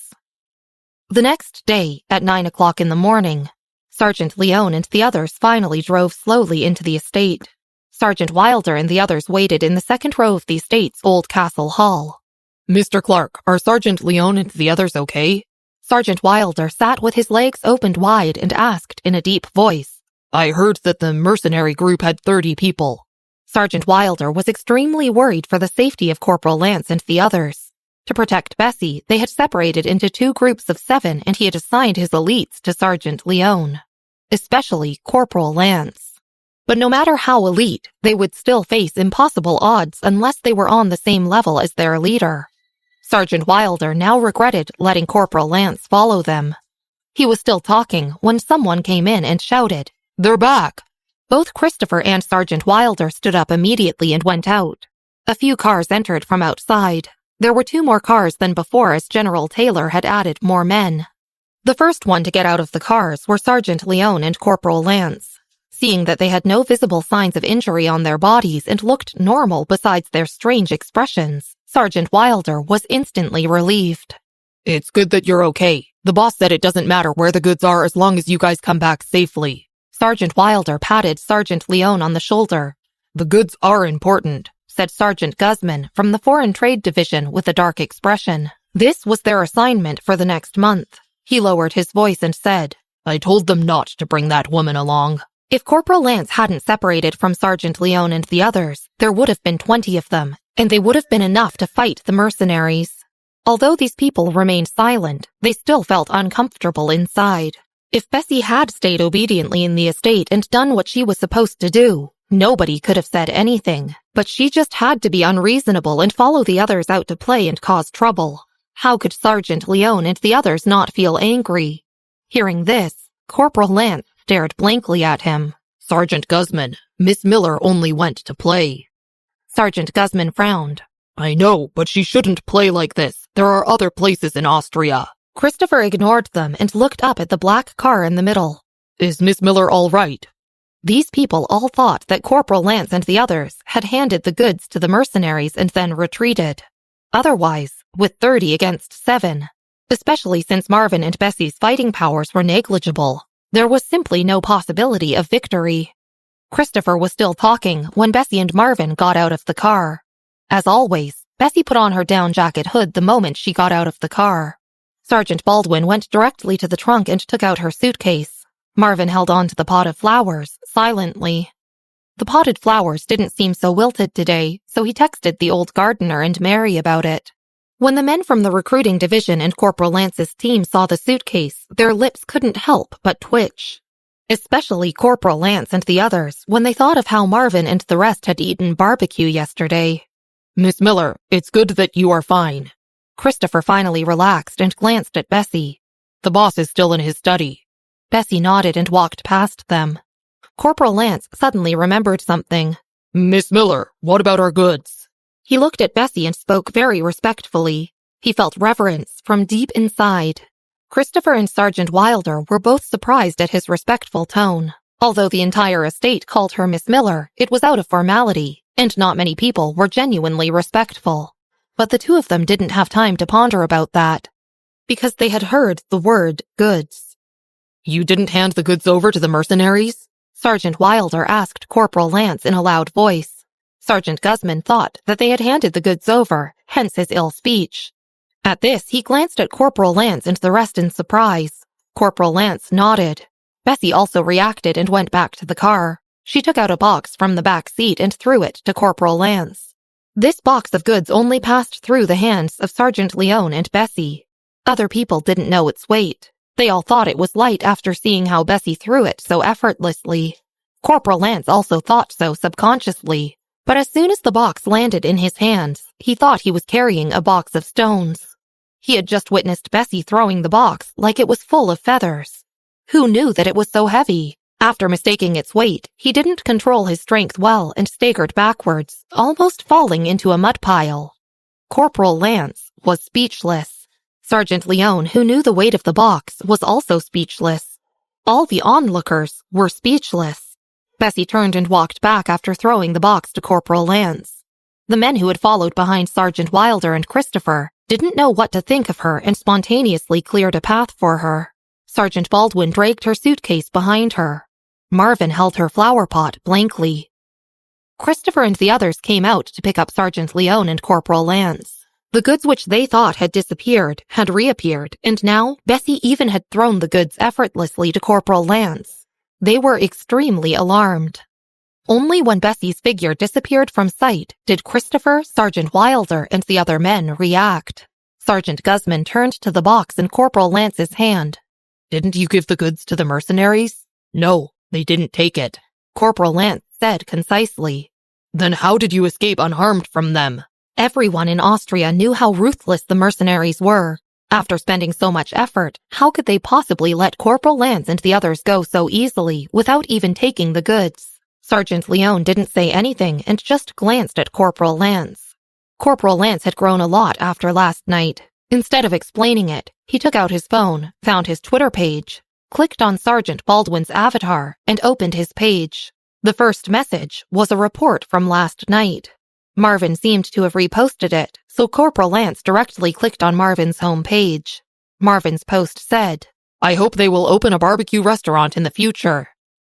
The messages were public. A man named Samuel asked him who he was talking about. Marvin replied, "A chef." Corporal Lance enlarged the video for Sergeant Wilder and Christopher to watch. Marvin's video quality was average, but it showed the barbecue scene well, due to the filters. However, the cook didn't seem like a cook at all. He had a burly figure and a fleshy face. At one glance, he didn't look easy to provoke. Sergeant Wilder also knew Marvin's reply. "What's with this cook? Is he one of General Lance's men?" Corporal Lance suddenly understood Marvin's feelings. "No, didn't you ask how he escaped? This barbecue chef is the mercenary leader. He didn't take the goods last night because he grilled meat for Bessy." Episode 182, The Hacker Behind Matthew. After a good night's sleep, Corporal Lance became a lot calmer when talking about the encounter with the mercenaries. Those who weren't there at the time couldn't experience it for themselves. But even if they didn't experience it firsthand, just watching the mercenary leader obediently walk with a knife and barbecue meat was terrifying enough. At Corporal Lance's side, the other men were horrified when they saw the enlarged video. They knew he was the mercenary leader and suddenly fell into a strange silence. Even the always calm Christopher couldn't help but feel shocked. "Why did he go and barbecue?" Corporal Lance recalled the horrific scene of the big mercenary's movements, and a layer of goosebumps popped up on his arms again. Michael had let Bessy play with them. Before this incident, Corporal Lance and the others had been very dissatisfied. They only knew after last night what play really meant. Bessy had regarded this mission as an outing, and Michael didn't add more men to their travel team, probably because he knew her strength. "We'll talk about it later," Corporal Lance said slowly before getting up to find stools. Bessy and the others reached the old castle in the middle. Marvin first brought the pot of flowers to her room. Sergeant Baldwin returned Bessy's luggage. Bessy went to the study directly. Michael was hard at work when she entered. There was another person who looked like a butler standing in front of his desk, reporting on the situation to him. "Go out first," Michael said to the middle-aged man standing at his desk. Then he opened a drawer and put the file in his hand inside. The middle-aged man dangled his head and left directly, not daring to look her straight in the eye. Once the middle-aged man had left, Bessy pulled out a chair opposite Michael and sat down. Michael didn't speak to her immediately. He just stared at her as she moved, his dark and tranquil eyes like the calm before a storm. "Was it fun?" After a long while, Michael looked away and smiled while holding a pen. He seemed normal. Bessy put her hands on the table and raised an eyebrow. Then she replied very calmly. "It was okay. The chef cooked the meat very well." Sergeant Baldwin and Marvin, who were waiting outside about to come in, were speechless. Michael nodded. Christopher was very thoughtful about his work. "Boss." Sergeant Baldwin came in with Marvin and began to give his report. "I bought the robot at the auction house for Mr. Clark, the one he mentioned before." Bessy was casually looking at the books on both sides of the study. When she heard this, she was suddenly alert. "The EA generation?" Michael put down his pen slowly. Marvin couldn't figure out what Michael and the others were talking about these days, so he didn't know exactly what Michael did, and didn't have any connections himself either, so he just listened expressionlessly. "EA3. Sergeant Baldwin glanced at his watch. "It should be here today." When they started talking about EA3 again, Bessy suddenly stood up. "I'll go back to bed now." Their car had driven through the night and no one had slept well on the road. Bessy had been playing games all the way and hadn't slept much. Michael glanced at her silently. After a long while, he smiled. "Go and rest. Wherever you want to go tomorrow, find Sergeant Baldwin and tell him directly." Bessy waved her hand and walked out of the study room. After she left, Marvin also excused himself. Since he didn't understand the talk about the EA3 robot, he decided to head to the training grounds. At noon, Christopher walked into the middle castle with his phone. "Is the boss inside?" he asked the maid standing at the gate. "He's in the study." The maid bowed. "Still in the study?" Christopher frowned. Michael hadn't come out from yesterday evening till now? He went to the third floor and knocked on the door of the study. As soon as he entered, he saw Michael still looking through the pile of materials he had asked Mr. Kramer for last night. "Boss, haven't you found the information you wanted yet?" Christopher glanced at the stack of documents. The stack of documents was indeed very thick. But Michael always read fast and could have finished flipping through them in 10 hours if he stayed up since the evening. "It's not here." Michael threw a document on the table. His eyes were bloodshot from the lack of rest. Christopher glanced at the stack of documents and said in surprise, "Then I should find Mr. Kramer again tonight?" Michael didn't speak and just lowered his head. There was a rare tranquility in his eyes. After a long while, when Christopher thought Michael wasn't going to reply, he suddenly said, "No need, I guess. It's good that I can't find it." Before Christopher could react, Michael stood up. "You came to find me because Alexander is back?" he asked. He packed away the materials and picked up the coat on the side of his chair. "Yes, he's at the estate gate." Christopher withdrew his eyes from the pile of documents. Michael slowly put on his jacket and walked outside. "Let's go. Let's see what news the goods and Alexander have brought back." From the middle castle, it was necessary to pass the cobblestone road on the left as well as the martial arts field. Marvin had yet to rest and was still in the field. The field was large and had sufficient facilities, so there was always a lot of people in it. Everyone was working hard because of the assessment next month. Marvin had come late and wasn't very strong, so he didn't manage to occupy the most favorable position in the middle. Instead, he was left alone in the corner, waving his wooden stick around. Christopher noticed him at a glance and frowned. "Boss, has he been here the whole time?" "Yeah." Michael put his hands in his pockets and glanced past him lightly. "He was greatly interested in you." Marvin and Christopher were of the same generation, but they were worlds apart in so many aspects. So it was understandable that he would feel the huge disparity in his heart. Christopher shook his head. "I'll tell him to come up. He hasn't seen Alexander in a long time." He went down to call Marvin. Marvin followed behind them very silently, with obvious dark circles under both his eyes. The three soon arrived in the chamber. There were 2 rows of chairs and each leader stood near the middle. In the center, a young man with a blonde woman were surrounded by people. When Michael came over, everyone stood up and made way for him. Michael sat on the front seat while Marvin and Christopher sat on either side. In the past, only Christopher could stand on the left of Michael. Michael didn't have many trusted aides, so when others saw Marvin standing beside him, they couldn't help but feel faintly dissatisfied. Christopher was powerful and had always been second in command, so it was understandable for him to be there. Marvin, however... "Boss, these are our goods." Sergeant Leone took out the box. Michael didn't ask him to open it and just nodded. He said lightly, "Give it to the Foreign Trade Division." The blonde woman played with her hair and looked over at Christopher, Michael, and Marvin. The leaders were gathered together, so Michael discussed the next assessment. And then, someone reported that Mr. Kramer had come to find him. Mr. Kramer was a member of the Moss family who was in charge of the arena. Christopher subconsciously glanced at Michael. Michael had been tapping his fingers casually on the armrest of the chair. Hearing this, he suddenly paused. He stood up after a minute, his eyebrows drooping and his voice undulated. "Christopher, deal with the next issue."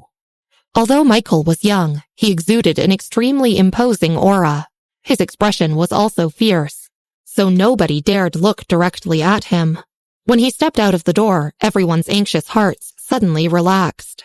They all sighed in relief, then looked up at Alexander. "That's your boss?"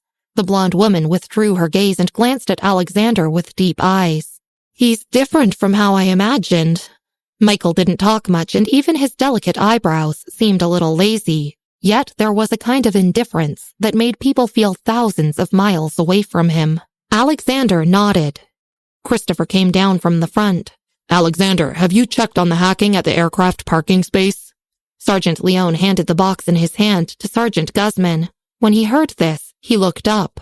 "Mr. Clark, didn't the hacker screw up?" "Could you have received the wrong message about Route 26 if they had screwed up?" Alexander said seriously. He lowered his head and took out his computer, then opened a page and showed it to them.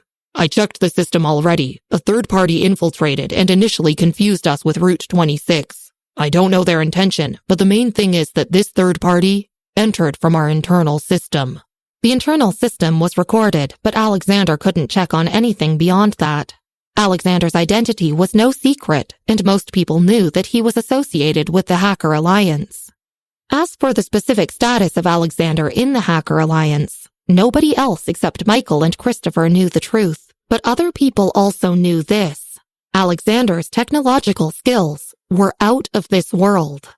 But even he couldn't find the hacker. "The only person who can achieve this feat," Alexander pursed his lips and said seriously, "is only the hacker behind Matthew. Other than him, I don't know who else." Boom. Behind, the wooden stick in Marvin's hand fell and rolled to Alexander's side. Among these people, the only person who knew of Bessy's computer skills was Marvin. When he heard Alexander talking about the internal port entry, he thought of Bessy. That night, she had indeed been playing with her computer, and she had mentioned the barbecue first. Marvin and Officer Gomez had worked together before, and only by comparison did Marvin realize just how impressive Bessy's skills were. But something wasn't right. Bessy's computer skills, were they better than Alexander's? Marvin couldn't find an answer to this question for now. Episode 183. Bessy Takes Action. Alexander bent down to pick up the stick that Marvin had accidentally dropped. He handed it back to him and laughed. "Marvin, it's just been a few months since I saw you. Why are you so surprised to see me?" Glancing at him, Marvin took the stick expressionlessly and didn't say anything. "By the way, I forgot something." Christopher thought of something at the sight of Marvin. He took out a phone from his pocket and threw it to Marvin. "This is a law enforcement division phone." Many people's eyes widened when they saw Christopher giving Marvin the phone. The estate had a very strict system, and only the leaders of each division had the authority to use phones like that. The ordinary members only had radios. "I'm going to the training grounds," Marvin said. Most of the people in the room were staring at him, and he simply couldn't bear it any longer. He lowered his voice and said something to Christopher. Christopher nodded and didn't stop him. Alexander stared at him as he left and asked in surprise, What's the matter with Marvin? Nothing, Christopher replied. With so many people around, Christopher didn't explain the situation and just glanced seriously at Alexander. You're guessing that the third-party hacker involved was one of Matthew's men? Yes. Alexander looked away from Marvin and frowned. Speaking of this, why would Matthew target us? He has a hacker behind him. It would cause some trouble if he intervened in our estate. I'll get someone to investigate before finding the boss. Christopher nodded and stopped talking about it. He glanced at the blonde woman beside Alexander. This is... Oh, I almost forgot. Alexander turned sideways to introduce the blonde woman to everyone. She's a newly added technician here. Her American name is Carrie Hall. We have an evaluation next month, right? I specially recruited her for the intelligence division. Her hacking skills. Speaking of her hacking skills, he paused and laughed. She has hacked the Kremlin before and escaped unharmed. Alexander was the leader of the intelligence division. Although he wasn't good in combat, the crowd still feared him as much as they did Christopher. After all, who would dare to offend a hacker? Especially one from the Hacker Alliance, for God's sake. They might wake up to find their nationality changed if they offended him. In particular, the intelligence division was full of technician personnel. Although their combat skills fell short on those in the law enforcement division, they weren't to be underestimated. After hearing Alexander's introduction of Carrie, the crowd looked at her with a whole new level of respect. There were only a few female hackers, especially ones so powerful and fierce to dare to attack the Kremlin.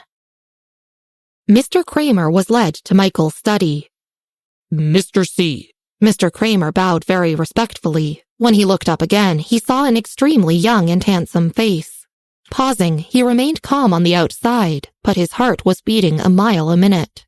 The diamond dealer. Few people had information about this man, and even Matthew only had one picture of him, as he rarely appeared in front of people. Some people suspected he was Jewish, while others suspected he was native of Austria. In short, aside from the people of this estate, few people had seen him before. Before coming, Mr. Kramer had made several guesses about his appearance. The only thing he hadn't expected was how young Michael was. Are you looking for information about the arena? Mr. Kramer asked. Michael pointed at a chair beside him. Sit. Mr. Kramer sat down apprehensively. He was, after all, the manager of the arena, so he snapped out of his daze quickly. Yes, Mr. C, we have a VIP file and need permission. We have some pictures if you want to see them. Michael's hand stopped tapping the table and he looked down, his dark eyes emotionless. Thank you. I'll get my men to find you if it's necessary. Mr. Kramer didn't say much. The Mass family wanted a share of the pie, and under the premise of making a good deal, they didn't mind having a strong ally. After conveying the Mass family's goodwill, he got up and bid his farewell. The maid showed him out. Foreigners always looked older than their real age. Mr. Kramer was around 40 or 50 years old, but his hair was already white.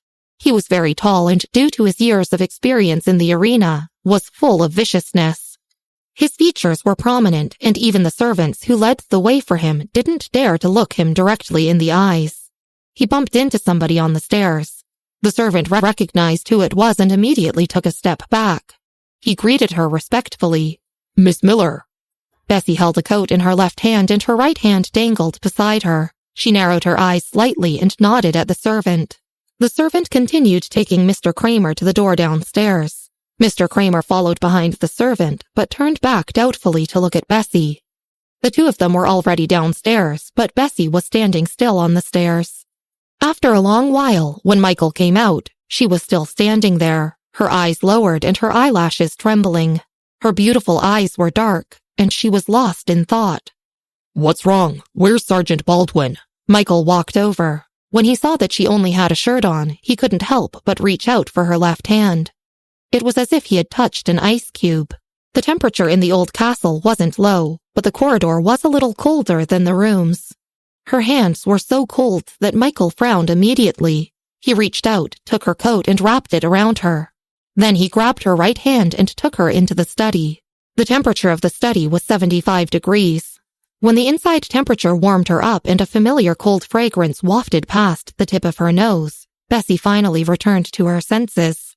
She glanced up at Michael in a daze. Sunlight seeped through the windows onto the table. Under the light, she stared at Michael with a pair of dark eyes. She finally seemed to recover.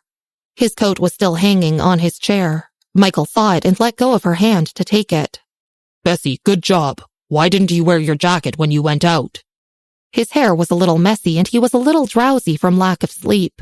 He didn't wear a jacket either and only wore a white sweater that softened his imposing face. Unlike the unapproachable aura he usually projected, he now looked casual and gentle. He was about to get his coat when Bessy reached out to hold his hand. Michael froze for a moment before turning around.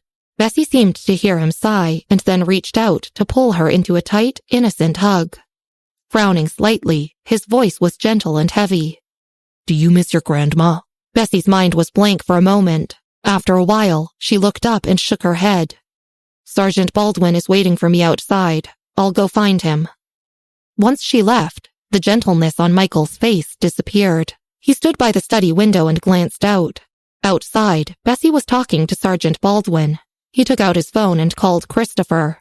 He lowered his eyes and said in a solemn voice, "Get me the surveillance videos of the study corridor from 2 to 2:30 p.m.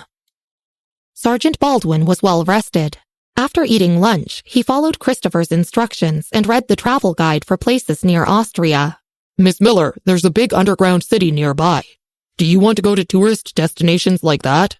Sergeant Baldwin turned the travel guide around and showed her the underground city. Maybe later. Bessy looked around and pulled up her hood. She couldn't see Marvin anywhere. Where's Marvin? He's at the training grounds. Sergeant Baldwin put the travel guide away and stood up to lead her to the training grounds. He sounded quite impressed. Marvin works very hard. The two of them headed towards the training grounds. Marvin was still in the corner, but he wasn't training alone this time. Instead, he was fighting with a young man. Bang! Marvin fell heavily on the ground, stirring up a layer of dust. He propped his hands on the ground and climbed up again. The man across from him clapped his hands and relaxed. Then he smirked at Marvin, picked up his jacket on the side and followed a group of people off the field. Bessy didn't go in and just stood by the railing. The young man paused before walking past Bessy and Sergeant Baldwin. Miss Miller. Although he was greeting her politely, he didn't sound particularly respectful. The others also greeted her. Beside her, Sergeant Baldwin whispered, That's Jerry, the leader of the intelligence division. He's Alexander's subordinate. Bessy placed her hands behind her head and glanced at them. Her slightly lowered eyebrows were ostentatious, but she remained silent. The corners of her mouth curled up casually. Jerry and his group walked away, and someone looked back at Bessy. Did you see that? Sergeant Baldwin has the travel guide in his hand. He's become the girl's lackey. Thank God Christopher didn't find me last time. They laughed. Their voices weren't loud, but they could still be heard distinctly. Bessy watched as Marvin silently got up. Then she smiled and turned towards Sergeant Baldwin. Her eyebrows raised in a cold and evil manner. She asked in a very light tone, Do you know where a person can truly become stronger quickly? Sergeant Baldwin froze and glanced at her. Where? Bessy lowered her hand and squinted at Marvin as he slowly climbed up from the training grounds. She didn't speak again. Beside her, Sergeant Baldwin stared at her profile, hesitant. Marvin looked battered and exhausted, but his injuries weren't serious. He just didn't expect a person smaller than him to beat him up and make a fool of him. So he walked off the field with his head hung low in defeat. Looking at him, Sergeant Baldwin coughed. Instead of asking about Jerry, he spoke as if nothing had happened. Marvin, I'm bringing Miss Miller to the underground city. Do you want to come along? Because Bessy and Sergeant Baldwin stood on the upper deck, Marvin hadn't noticed them from his angle.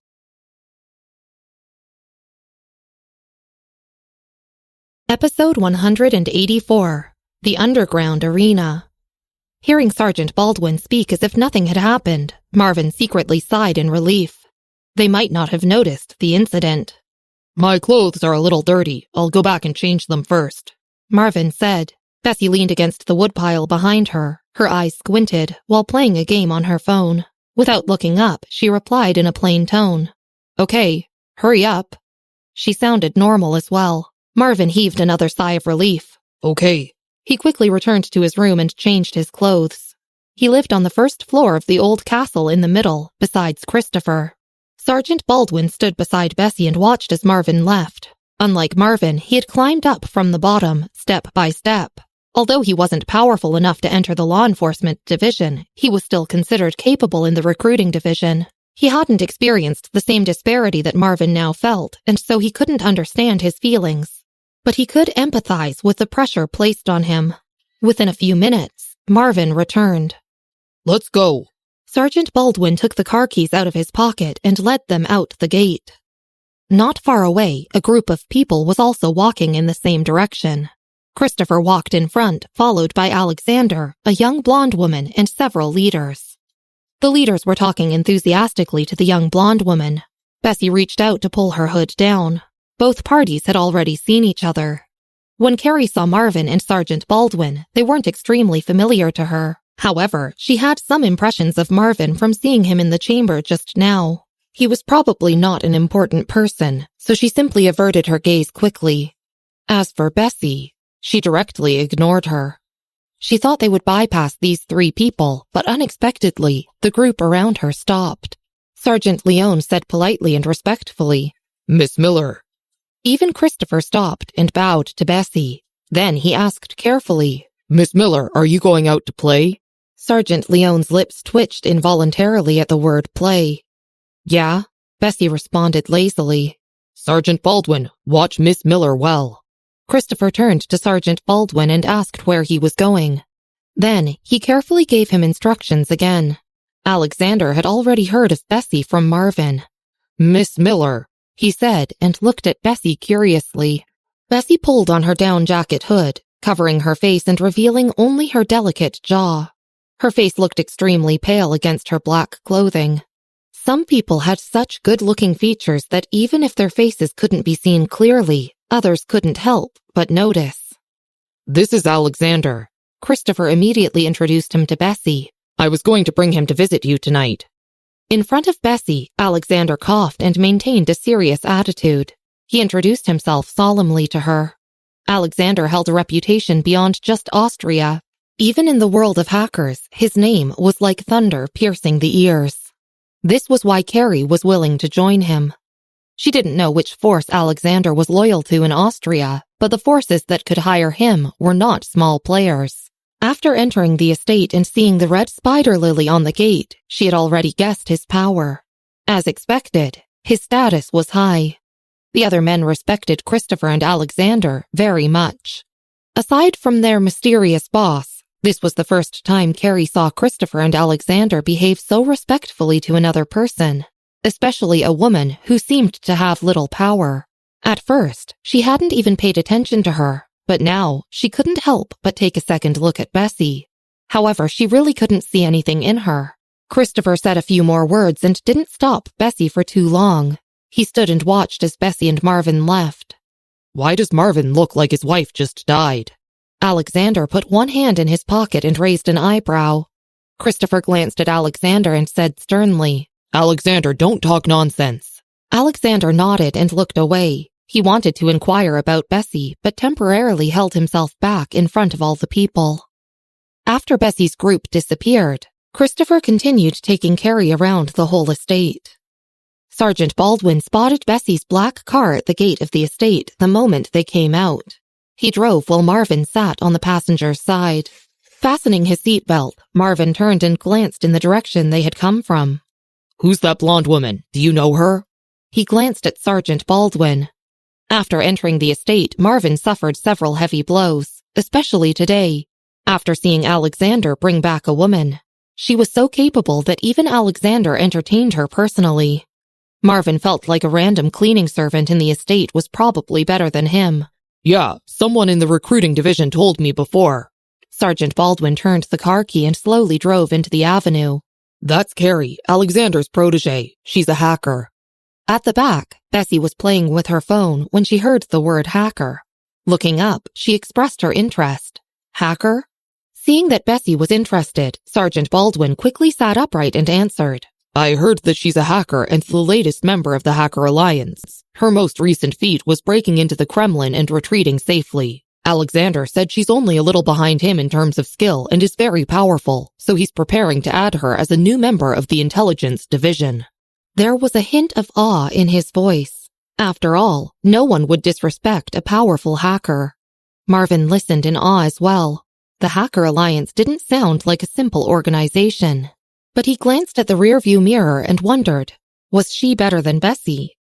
Bessy seemed to be pressing on her phone in the rearview mirror, but the phone was glowing fluorescent and didn't look ordinary. Before he could take a closer look, Bessy looked up. Marvin was so shocked that he quickly turned around. Bessy looked away and casually reached out to turn her phone over. It flipped into a mini computer. Soon, a sweet female voice came from the speaker. Go straight at the traffic light intersection, 300 feet ahead. When the system prompt sounded, Sergeant Baldwin was shocked. It happened to be a red light, so he stopped the car and picked up his mobile phone while waiting for the green light. What's going on? I didn't turn on the navigation. Sergeant Baldwin had been in Austria for a long time. Although the underground city was a money pit, he had been there before and knew it very well. Hence, he didn't need navigation. The navigation ringing by itself had shocked him. Let's follow the navigation. Marvin saw that Bessy remained silent and looked to Sergeant Baldwin. Miss Miller. Suddenly, Marvin fully understood. Marvin, you scared me to death. Sergeant Baldwin didn't know that Bessy was a hacker. He thought Marvin had been responsible for the navigation. Marvin glanced at him and said nothing. The car drove further and finally stopped at a dark street junction. Sergeant Baldwin was familiar with this place. Many people in the estate who sought breakthroughs would come here. But Sergeant Baldwin didn't come here often. He couldn't adapt to the atmosphere here. Miss Miller, here? He parked the car but didn't get out. He sat in his seat and glanced at Bessy apprehensively. The expression on Bessy's face didn't change much and could even be said to be indifferent. The desolate coldness was obvious in her silent eyes. Let's get out. She took the lead in getting out of the car. From time to time, someone on the dark street would wander through with weapons ready. Beside the street was a particularly chaotic slum. Bessy looked down at the entrance to the slum. The people stared at the newcomers. A strong man biting on a cigarette narrowed his eyes at Bessy. But when he saw the red spider lily on her sleeves, even the cigarette in his mouth trembled. He quickly withdrew his gaze. Follow me. Bessy first walked in one direction. There was only one place here. The arena. Sergeant Baldwin originally intended to lead the way. He didn't expect Bessy to walk exactly in the right direction. Marvin followed behind Bessy and whispered to Sergeant Baldwin. Sergeant Baldwin, where are we going? Sergeant Baldwin didn't answer. The gate of the arena was already in view. The scary cross logo of two black skulls exuded an inexplicable sense of oppression. Taking out a black card from her pocket, Bessy handed it to Sergeant Baldwin and said, Go get a VIP card. In the arena, other than those fighting in the ring, the rest were spectators who bet and gambled. VIP cards started at a minimum price of 5 million M coins. VIPs had special aerial stands and rooms, as well as special permissions. When the rich wanted to seek excitement, they could even work as goalkeepers on the side of the arena. The three of them went in. It was like a contrast between heaven and earth. It was so noisy inside, and the sounds of cheering and cursing could be heard from time to time. They boxed underground here. Even if it was an ordinary ring, the people here would stop at nothing to win. Some people were forced to fight for life or death here. If they won, they would be a national hero. If they lost, they would lose all their money or even their lives. Although Marvin had experienced bitter and stern special training before, it mainly challenged the human body and wasn't vicious. Even though he had been on missions with Harvey several times, and had experienced countless life-threatening situations already, he had never witnessed such a dark scene of oppression. His face turned pale. He couldn't take it. Sergeant Baldwin, let's take Bessy somewhere else. He turned his head and wanted to see the state of Bessy and Sergeant Baldwin. Sergeant Baldwin was frowning slightly and didn't seem much different. As for Bessy, Marvin's expression changed. Bessy's expression was much calmer than he imagined.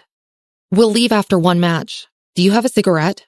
Bessy glanced at Marvin. Marvin hesitated before taking out a pack of cigarettes. He would be killed by Michael if he found out. Bessy reached out and pulled a cigarette out quickly. Looking down, she didn't smoke or even light the cigarette. She just looked at Marvin and smiled mysteriously. Marvin, you have to pay a high price if you want to become strong. Her frivolous attitude finally felt familiar to Marvin. He returned to his senses. Episode 185. Hacker. Bessy patted Marvin's shoulder and chuckled in a low voice. Then, her eyes narrowed and she said lazily, Christopher and the others all walk on the edge of hell. Those more powerful than you weren't naturally born to be so. You're strong, and your qualifications aren't weak either. You might not die if I let you fight, but you might be disabled. You have to go all out in every game and stay on the edge. Do you dare to fight? She stared at him. Sergeant Baldwin stood between them, not daring to speak. Marvin was shocked. If he hadn't experienced what he had these days, he really might not dare. But at this moment, he squeezed his fists, stared at Bessy and said roughly, Bessy, I dare. His eyes reflected his fear of life and death. Bessy touched her chin and raised an eyebrow in surprise. Got it. Bessy reached out to pull down her hood. Then she turned around and walked out. Let's go back. Stunned, Marvin caught up with her quickly. Bessy, aren't we fighting? Sergeant Baldwin also followed behind Bessy. He had thought she would let Marvin fight in the arena. Sergeant Baldwin, do you have a small indoor gym on your estate? Bessy walked out and took out her cell phone. She then clicked on Daniel's profile. Do you have medicine? The kind for quick recovery after a hard workout. I need them all. She made a long list. Daniel's reply was very fast. Yes. Bessy sent the estate address directly. But only then did she feel like something was wrong. Bessy looked down at the message she'd sent of the estate's address in Austria. She deleted the message after seeing that Daniel had yet to reply. Frowning, she glanced at Marvin in the car. Could it be that she had stayed with Marvin for too long? Was the deterioration of IQ contagious? Marvin felt himself being stared at and scratched his head consciously. Bessy, are we going back? He wondered if Bessy wanted him to go back to the arena. Bessy waited for Sergeant Baldwin to turn on the air conditioner before taking off her jacket and putting it aside. She replied in a suppressed voice. No. Sergeant Baldwin thought for a while and replied, The estate has an indoor gym, but the venue isn't very large. It's generally used by the leaders, so I haven't been there before. However, Mr. Clark should know about it. Bessy nodded in understanding. Daniel was still in the World Health Organization's laboratory. He wore the organization's white standard coat. These coats were unique to them and were unlike the heavy radiation-proof lead coats worn by surgeons. Daniel's white research coat had radiation protection inside, but its cost was extremely high, and the diamond dealer had sponsored it. In any other simple medical organization, the students wouldn't be equipped with such gear. Teacher, are there any medications that can accelerate the healing of active cells from the group you researched last time? Daniel took out a handful of medicines from a row on the cabinet and turned to look at the old man. He took 2 or 3 bottles of each medicine and left only 1 bottle as a sample. The old man turned and looked at the experimental drug that Daniel held in his hand. His lips twitched and he yelled, Horrible student! You took my research drugs again! Last time, he had also looted almost all of his medicines. He was at it again? I'll give you free test subjects and let you record the efficiency of the drug. Daniel handed a bunch of things in his hand to Robert and turned to look at the old man. Without the diamond dealer, how could you research so many drugs? The old man was silent after hearing this. The diamond tycoon transferred a huge sum of money to the World Health Organization every time they asked. Since Daniel had been the one to find this sponsor, the medical organization always allocated funds to the old man for investment in experimental equipment and drugs. The old man simply could not have studied so many things if not for this support. He couldn't refute and just murmured, That's not how things are with Michael. Daniel ignored him. The old man thought of something and glanced at Daniel again. He sat upright and asked a little nervously, Speaking of Michael, is he not coming? He sounded apprehensive. He also sounded a little expectant. Daniel had only looted his laboratory, but once Michael came, the old man didn't imagine further. At that mention, Daniel took out his phone and saw that Bessy had withdrawn a message. Feeling strange, he decided to ignore it and sent a message himself. Where are you guys? Bessy's reply was also quite fast. Austria.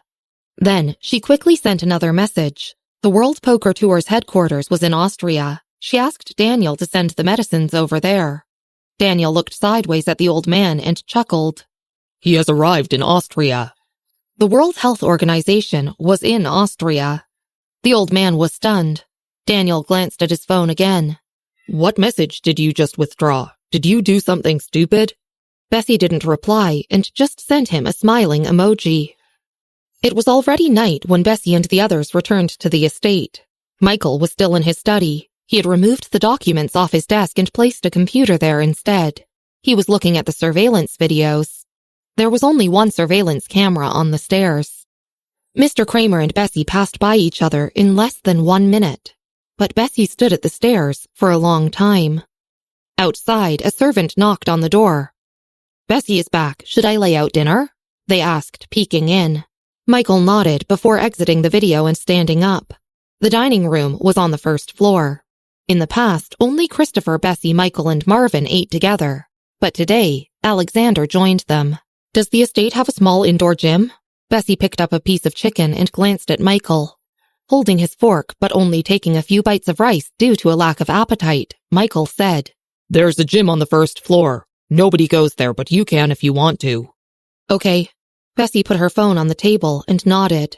After eating, Michael handed her the phone when he saw her get up without it. Bessy took it and glanced at him. I'm going to the gym first. Go back to sleep after you finish eating, she said. Michael nodded. He hadn't slept well in half a month. But he still put down his fork and stood up with her. The gym is over there.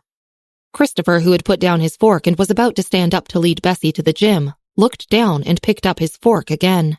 If the regular gyms at the estate were already considered fully equipped, Michael's had even more facilities. It was the miniature version of the large training ground outside. This is a machine with a sensor that can test the strength of your punch. Michael took her around the small gym and introduced her to the use of various training equipment. Although this gym had been prepared for him, he hadn't lived here much in the past year.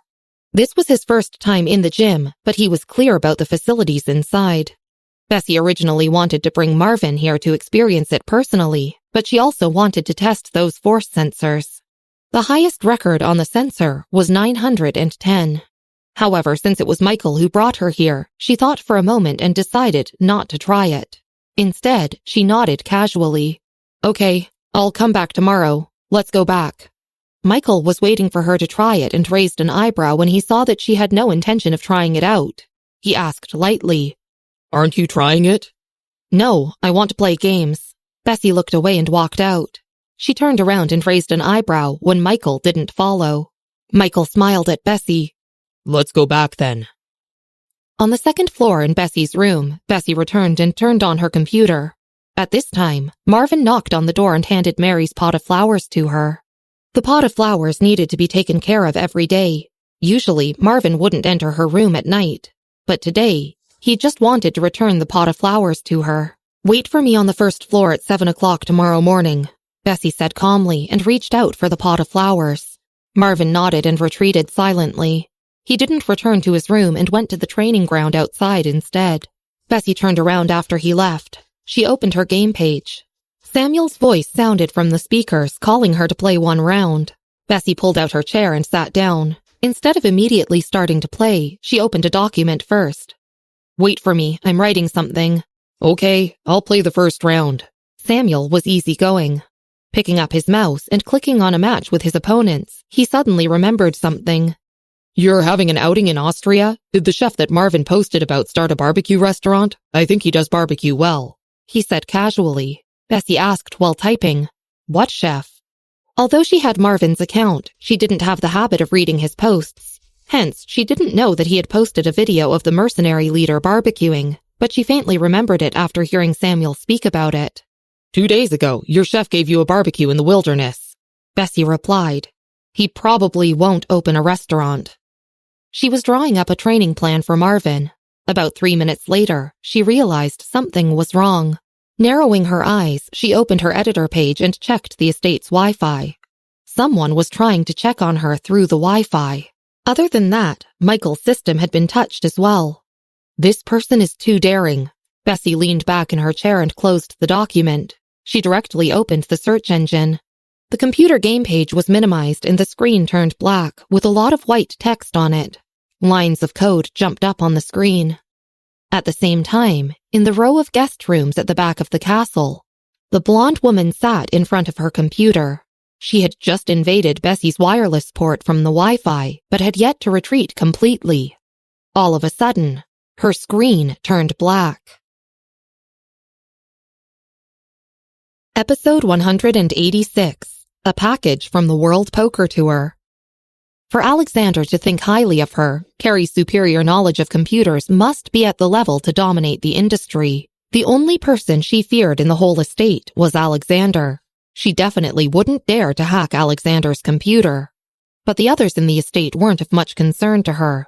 She especially wanted to find out more about Bessy's identity. After hearing about Bessy's residence, she decided to hack the 2 rooms at night when nobody was about.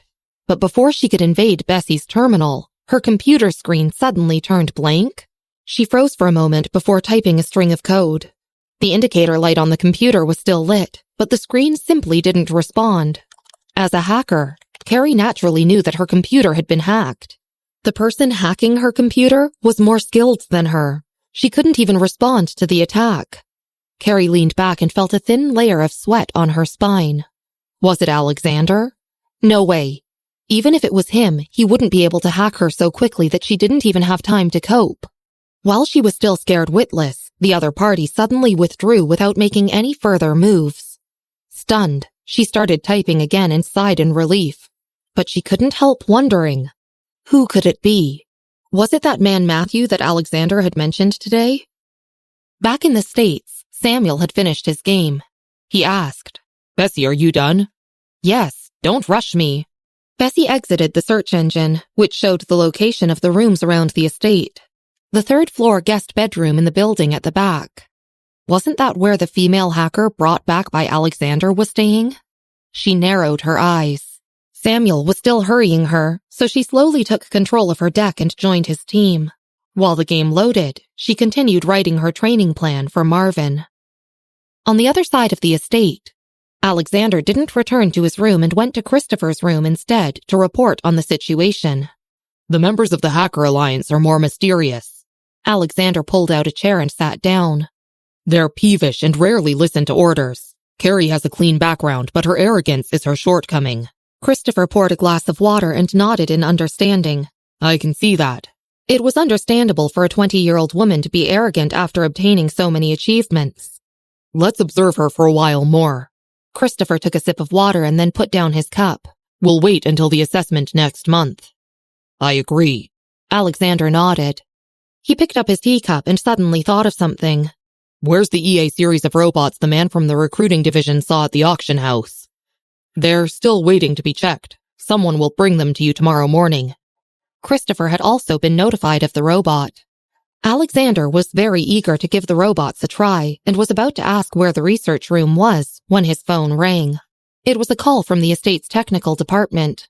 Alexander raised an eyebrow and asked, What's the matter? The person on the other end sounded serious and anxious. Mr. Clark, our internal system has been hacked. Are you certain?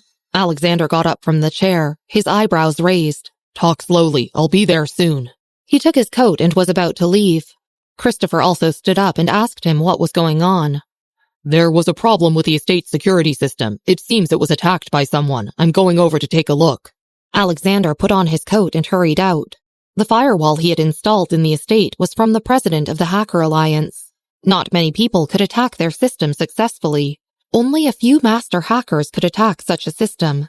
But who would attack their estate's system without any reason? Alexander felt like something wasn't right. His face sank at the thought of what Christopher once said about Matthew. Christopher didn't know what was going on, but after looking at Alexander's serious expression, he realized things weren't going well and also went out with him. What's going on? He asked. The two of them walked towards the intelligence division. Alexander explained the whole thing to Christopher on the way. The intelligence division was in a separate tower and had dozens of computers on the first floor. Lines of codes were now being typed into each computer. The leader saw Alexander coming and immediately stood up to make way. Alexander sat down, typed something on the keyboard, and checked the port. To his knowledge, to be able to break through the firewall, this hacker must be a genius in the hacker world.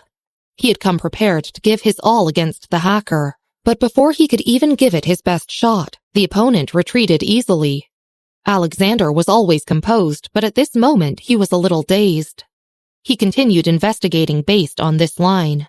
Like a hot knife through butter, his mind cut through all the code to discover the signs of the invasion of Bessy and Michael's rooms from Carrie's room. Alexander narrowed his eyes and paused. That's strange. Why? Christopher sat opposite him and didn't disturb him. He only spoke when Alexander stopped. Something wrong? It's really strange. Alexander stared at the red dot on the computer and pointed it out to Christopher. The other party is a genius and I can't find a single trace of him. But he didn't touch any of our information. It seems like he had led him to discover Carrie. After listening, Christopher pondered for a moment. Carrie needs to be observed for a while. You should keep a close eye on Bessy and the boss's information. Christopher didn't know if it was normal for hackers to check on other people's information. He knew Carrie didn't have any secrets on the estate, but after finding out that she had checked on Michael and Bessy, her favor with him was lost. Early the next morning, Bessy got up early for breakfast before going to the first floor. It was 7 o'clock. Marvin was already waiting at the gate. Bessy, why don't I see Sergeant Baldwin? Marvin looked around but couldn't see Sergeant Baldwin anywhere. He thought he and Sergeant Baldwin were taking her out again. Bessy wasn't wearing her down jacket and only wore a hoodie as well as a windbreaker. She looked at the document in her hand and said, "He's not here yet." Handing the document to Marvin, she ordered, "Come with me." She took him to Michael's small gym. "This is the boxing force machine." Bessy stopped in front of the machine and took off her coat. She threw her coat to the ground and then pointed at the machine. "Try it." Top score, 910. That score was probably the highest boxing score of the whole estate, but there were no more scores entered in the machine. One score on the machine showed that Michael had never used this machine before. Marvin nodded. He originally thought Bessy wanted to take him out somewhere, and he had even worn a black coat. After she spoke, he took off his coat and stood in front of the boxing machine. He warmed up first, then clenched his right hand. The veins on the back of his hand pulsated and he widened his eyes. With a bang, Marvin's right hand smashed hard on the machine. The machine beeped. Both the second and third rows showed a boxing strength coefficient of 652. Marvin was speechless. It was more than 200 points lower than the highest record, and there wasn't any other record for comparison. The gap was close to 300 points. Bessy coughed. "Try a few more times." She couldn't tell with one punch. Her phone rang. It was Sergeant Baldwin asking her where she was. Bessy sent the location to him. Sergeant Baldwin put on his clothes and headed towards the old castle. On the way, he bumped into Christopher and Sergeant Leone. He stopped to greet them before trotting over to find Bessy. Sergeant Guzman naturally remembered him from the recruiting division and whispered to Sergeant Leone, "This Sergeant Baldwin doesn't even go to the gym. He has an assessment next month." Sergeant Leone replied, "His main job is to accompany Bessy." "That's a pity." Sergeant Guzman shook his head. Not far away, a servant took a package and handed it to Christopher. Christopher was about to put it aside when he saw the World Poker Tour's logo out of the corner of his eye. Although he was usually calm, he raised his eyebrows in surprise at this moment. "The World Poker Tour?" The World Poker Tour was one of the 5 big names in the U.S. Be it behind the scenes or with the mysterious members, the World Poker Tour had no business contact with their estate. Alexander had thought of various ways to participate in the World Poker Tour's internal affairs, but had never succeeded. So why would they send something here? "From the World Poker Tour? The company that made the EA robot. I suspect the one who wrote the EA robot program is someone I know." Alexander was particularly interested in the technical personnel under the World Poker Tour. He immediately became somber after hearing the mention of this company. With lifted spirits, he picked up the package from Christopher and looked at it. How could they have sent? He saw Bessy's name on the front of the package. This package is Miss Miller's? Alexander asked in disbelief. Christopher had subconsciously thought of Michael after hearing World Poker Tour and didn't expect the package to belong to Bessy. He took the package. I'll give this to Miss Miller. Alexander also turned and said to Sergeant Guzman, Head to the meeting room first. We'll come back immediately. Then he trotted to catch up with Christopher. Lowering his voice, he asked in surprise, Does Miss Miller know people from the World Poker Tour? Marvin had never mentioned this to them. As soon as the two entered the gate, they saw Michael coming down from the second floor. He seemed to have slept well today and wasn't as lethargic as before. Boss. Both Christopher and Alexander stopped and greeted him very respectfully. Yeah. Michael responded casually and then paused.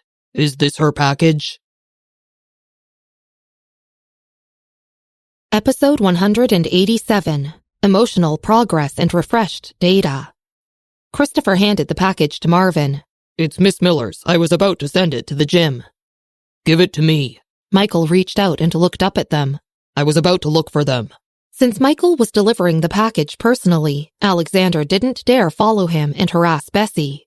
Hence, he followed behind Christopher on the way back, his heart still burning with curiosity. Say, how does Bessy know someone from the World Poker Tour? Does she know the technicians there? They talked a while heading to the chamber. Alexander. Not far away, a clear voice sounded. It was Carrie. Christopher glanced at her and nodded slightly. He greeted her politely, but was distant. Miss Hall. He sounded almost the same as usual, but Carrie felt like something was wrong. Christopher's attitude seemed a little strange. In the gym on the first floor, Bessy was standing on the side with her arms folded. Marvin had also retreated and made way for Sergeant Baldwin to punch the machine. Boom! His torso and arms seemed suddenly charged with energy. After one punch, the machine trembled slightly. At the same time, the records in the second and third rows were refreshed. The highest record of this machine was now 826. Marvin silently stood at the side and gaped at the record. He said casually, Sergeant Baldwin, you're so good. I'm just average. Sergeant Baldwin scratched his head and looked down before explaining to Marvin. Most people score between 800 and 850. Any score above 850 requires a breakthrough in skills and quality. Christopher scored a 910 and, up to today, nobody has broken this record. Marvin glanced at his scores of 687 and 673 and was speechless. After watching Marvin play for so long and score around 650 and 700, Bessy could estimate his strength. Looking down, she rolled up her sleeves and stepped forward in her loose track pants. Marvin, come over and hit me once. At this, Marvin recalled the scene of Bessy abusing the mercenary leader not long ago. Miss Miller, he stuttered. Bessy looked relaxed and casual. Take me as your opponent in a fight for life or death. Try to defeat me and beat me to death, or it'll be the last time you ever stand in the ring. She raised her hands and took a fighting stance. Sergeant Baldwin knew at one glance what Bessy was doing. He glanced at Marvin enviously. Marvin, why don't you do it quickly? Can't you tell that Bessy is teaching you? Fighting against a master, especially of her caliber, his strength would surely increase very rapidly. Marvin naturally thought of this and was stunned. I deserve such a good thing? Squeezing his fists, he jumped onto the middle platform. After just one move, his whole body fell to the ground with a loud bang as if slammed by an iron hammer. This move was cruel and straightforward. Usually, Marvin thought Bessy was frivolous and lazy. This was the first time he felt the status of her combat skills. Her expression was indifferent, and she was like a robot, cold and ruthless. Without any reservations, she acted as if she was an opponent in a fight for life and death. This ruthless attitude caused Marvin to gather his spirits and fight with all his might. But in the end, he was still beaten to the ground and couldn't get up. Standing at the side, Sergeant Baldwin looked on in shock and took a while to react. Bessy looked down, rolled up her sleeves, and walked to Marvin. Life and death are exactly like this. If I were a real opponent, you would have died 5 minutes ago. Marvin, do you want to become stronger? Marvin was struggling to push himself off the floor. He looked up and clenched his hands into fists. Yes. Bessy stood up and turned to the side.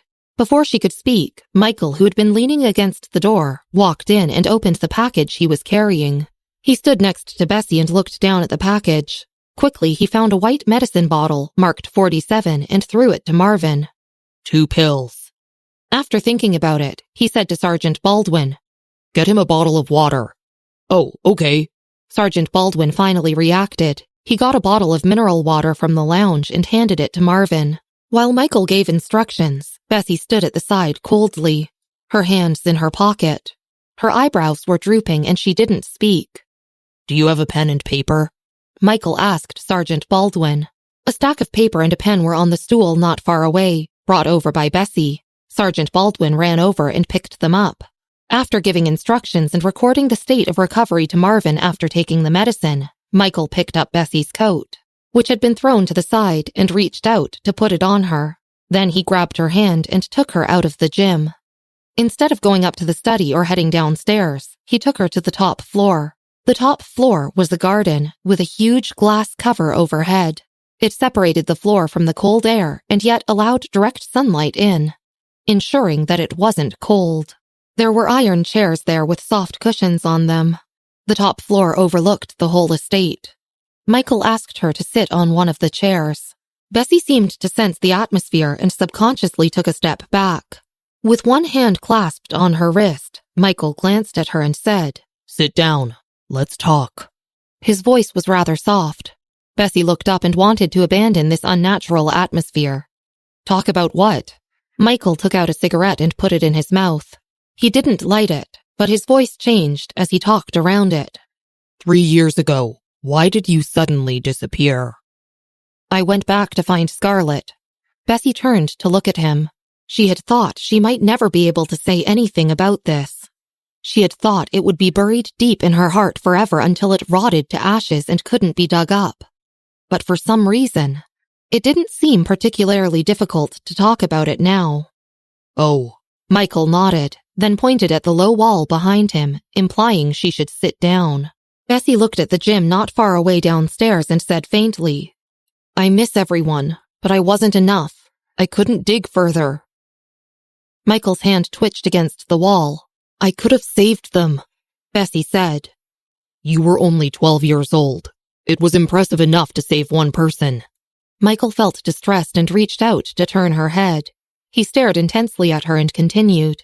You have always been protecting her, covering up her identity, helping her transfer schools, and getting Mayor Grant to protect her. I know, but I still regret it. Bessy glanced at Michael and suddenly smiled.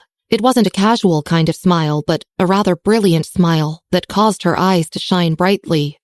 I thought I would feel uncomfortable talking about this, but I don't.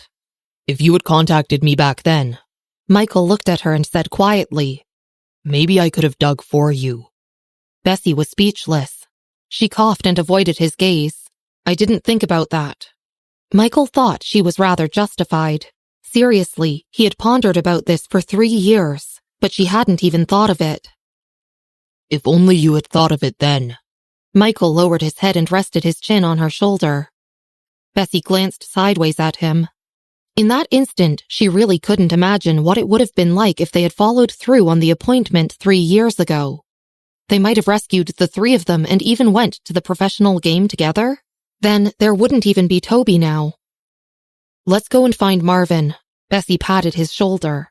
Michael hummed slowly but didn't move. His voice was dull as he murmured, Wait a moment. Oh. Bessy looked up. The sky seemed especially blue today. She came out of her solemn state. On the training grounds outside, Jerry, who had beaten Marvin yesterday, was talking to Carrie. Jerry, that piece of wood and Sergeant Baldwin didn't come to training today. Could they be afraid of you? Someone came over and picked up a weapon and also greeted Carrie. Last night, Carrie's name had spread throughout the whole estate. Jerry smiled disdainfully. Those 2 people probably went out to play. If this goes on, I'm afraid they'll get demoted to servants next month. Instead of talking further of Marvin and Sergeant Baldwin, he turned to Carrie and said in a slightly more respectful tone, Miss Hall, try this boxing machine. If Alexander had brought her in, her strength was certainly good. Women were inherently weaker. Her punch score was 712. It was comparable to the scores of the weaker ones in the recruiting division. Jerry smiled. Miss Hall is indeed impressive. Carrie frowned. Compared to 910, 712 was 200 points lower, so she wasn't very satisfied. Christopher was the one who scored 910. Nobody has broken this record in several years. Jerry glanced at Carrie and knew what she was thinking. He had just finished speaking. All of a sudden, the highest record in the first line was refreshed. 910 jumped slightly, and was then refreshed into a piece of new data. 1,321. No one around the boxing machine in the gym responded. Even Jerry, who had just spoken, was stunned.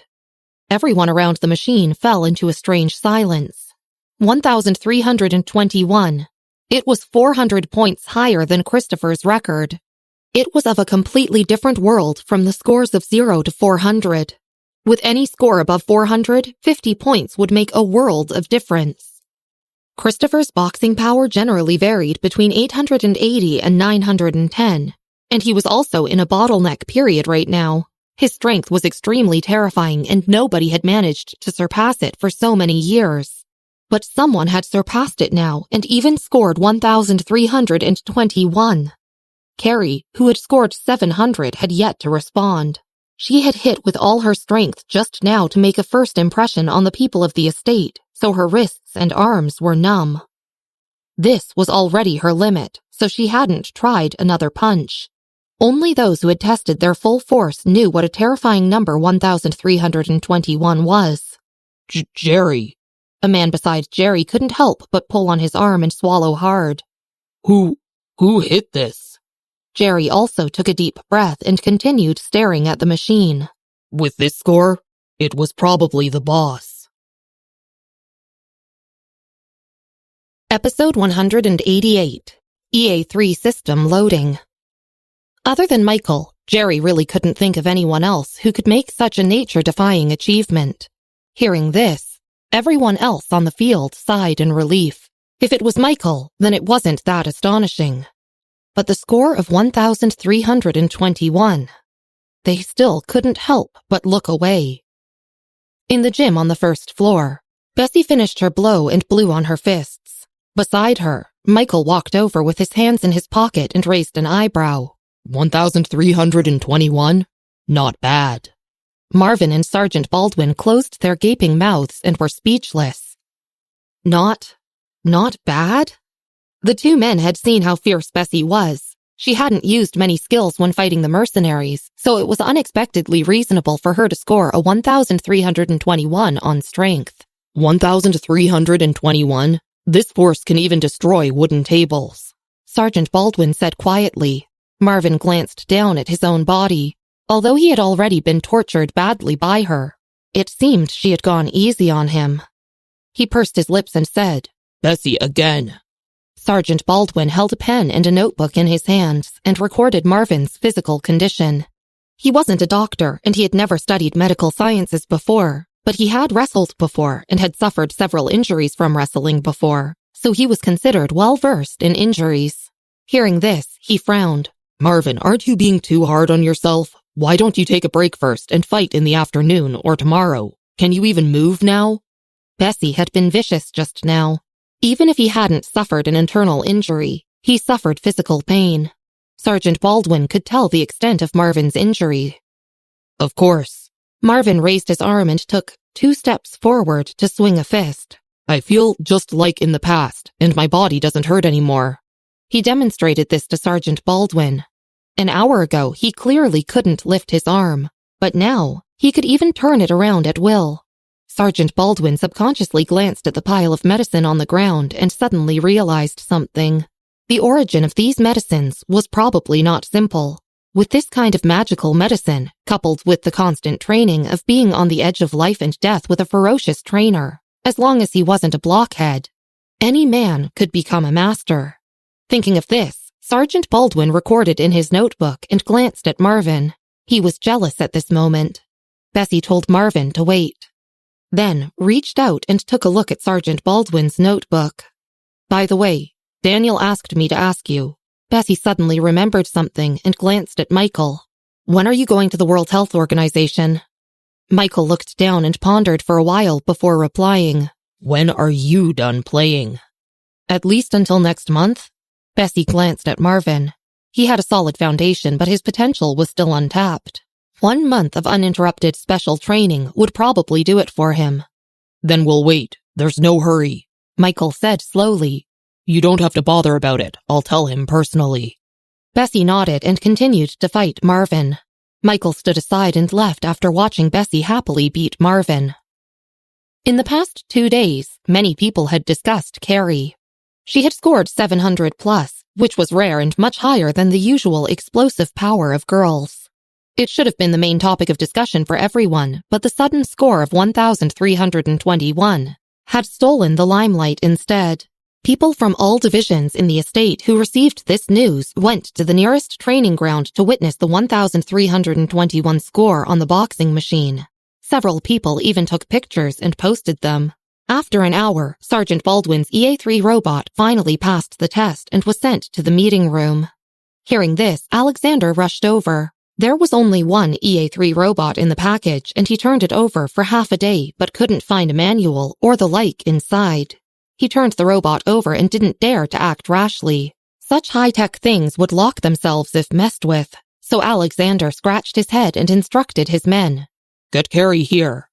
Jerry and the others had long heard of the robot. They followed Carrie to witness the legendary first-generation intelligence system. This is the EA3?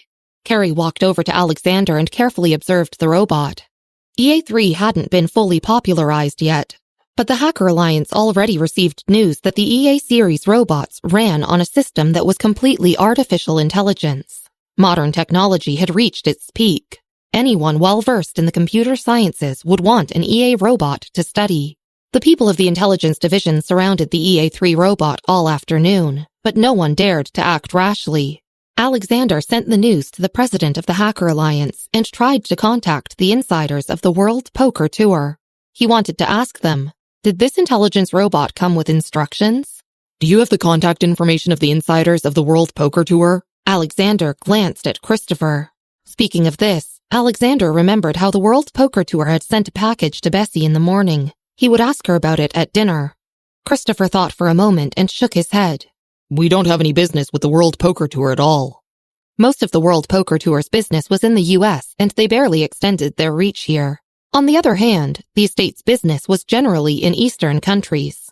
Carrie, who had been looking down at the robot, heard this and suddenly looked up, her eyes flashing. I know the manager of the World Poker Tour. He's in Austria. You know an insider of the World Poker Tour? Alexander glanced at Carrie in surprise. This secret had been hidden deep enough. Even Christopher and the others gave Carrie a few more glances. He's my uncle, but we barely meet, and he doesn't mention the internal affairs of the World Poker Tour. My uncle is in the IT industry. If you want to see him, I can try inviting him to the estate, but don't be too expectant. I'm not sure if he'll come. Carrie smiled. At dinner in the evening, Marvin's face was a little swollen as he sat at the dining table. He ate very quickly and didn't chat much. That Carrie's boxing strength hit 700 today. She's not bad, Christopher reported to Michael. The people of the intelligence division didn't require high strength as long as their IT skills were passable. Furthermore, men from the law enforcement division were always sent to protect them, so there were few people like Carrie who were skilled in both technology and strength. When Marvin heard that Carrie had scored 700, he lowered his head and ate faster. Michael ate casually and remained silent. Grabbing a piece of meat, Alexander suddenly remembered something and turned to Bessy. Miss Miller, do you know someone from the World Poker Tour? Bessy was eating slowly with her fork. She looked up when she heard this and asked, Why? Last time, the people from the recruiting division bid for a robot on the airfield. The robot came with no manual, so I wanted to contact the World Poker Tour and ask them how to use it. Alexander explained. They had spent 5 million M-coins on the robot, and they only had one, so Alexander didn't dare to dismantle it. Irrespective of the value of its parts, he treated it like a treasure. Bessy glanced blankly at him. Her brows were relaxed and she was expressionless, but Alexander felt like she was looking at him like he was stupid. He froze for a moment and coughed. His young face looked even more apprehensive. Miss Miller? It's nothing. Get someone to bring the robot over. Bessy lowered her head to eat. Although it was strange for Bessy to ask him to get the robot, Alexander didn't ask more. Without finishing his meal, he put down his fork and returned to the intelligence division to have his men carefully bring EA3 over. Miss Miller, it's here. Do you want to look at it yourself? Alexander glanced at her. He thought Bessy wanted to see the EA3 robot style. Bessy was about done with her meal. She reached out to wipe the corners of her mouth with a tissue before walking over to the robot. Christopher also looked over, not knowing what she was about to do. Only Michael stared at the scene lazily with one hand on his chin. Miss Miller, just look at it first. Once we found a way to activate EA3, we'll bring it here again. Alexander introduced the robot to Bessy. Glancing at Alexander, Bessy simply said blankly, EA3 intelligent system activate. Alexander said, It can't be activated. But before he finished his sentence, the EA3 robot's eyes and several blue lights on his body lit up. At the same time, a machine voice sounded. EA3 system is loading. Within a minute, the machine voice sounded again. The system is loading, turning on the screen mode. Once the robot's voice stopped, a blue three-dimensional virtual screen was cast in mid-air. Words appeared from left to right. Papillary binding, butler mode, scientific research mode, unrestricted mode. Michael was still watching lazily with a hand on his chin. Bessy glanced at Alexander and stuffed her hands in her pockets. She raised an eyebrow and said casually, It's artificial intelligence. Get it? Alexander was speechless. He couldn't say a single word. He lowered his head, feeling like a fool for spinning around the EA3 the whole afternoon.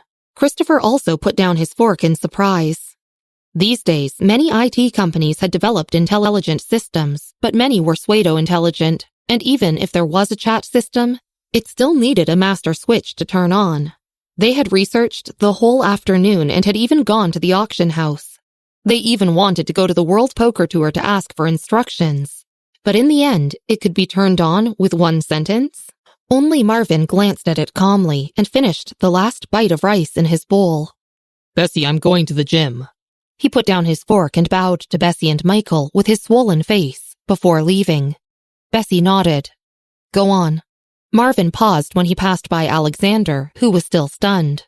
Glancing at Alexander, he turned and said to EA3. EA3, do you have a name? Jeffrey, the machine responded. Episode 189. Activate Jeffrey. Marvin nodded. It was the same generation as Alfred. He continued walking towards the training grounds. Except for his slightly swollen face, his expression was as wooden as before. Alexander really felt like Marvin had done this on purpose. After staring at him, he finally reached up and ran his hand over his face. Then he turned to look at Bessy. Miss Miller, you're incredible. The system had now been activated, and Alexander also understood how to handle EA3. There was nothing more that needed to be said, so Bessy went upstairs to change her clothes and head to the gym. I feel like such a fool, Alexander said bitterly, glancing at Christopher and Michael. Michael folded his hands and nodded without saying anything. Now that EA3 was activated, Alexander didn't even want to continue eating. He let Jeffrey introduce its functions, and when it was binding its system, he let it scan Michael's pupils. Binding successful, turning on unrestricted mode. Alexander was simply wrapped in wonder. Boss, can our division study this robot first? Michael nodded and gave him the go-ahead. Alexander hurriedly got up to head to the intelligence division. When he was about to leave, he remembered something and stopped abruptly to look back at Michael, who was going up the stairs. Boss, you used the boxing machine in the morning, right? Speaking of this, Christopher also glanced at Michael. Michael raised an eyebrow and replied very calmly. No, it wasn't me. Then he continued heading upstairs.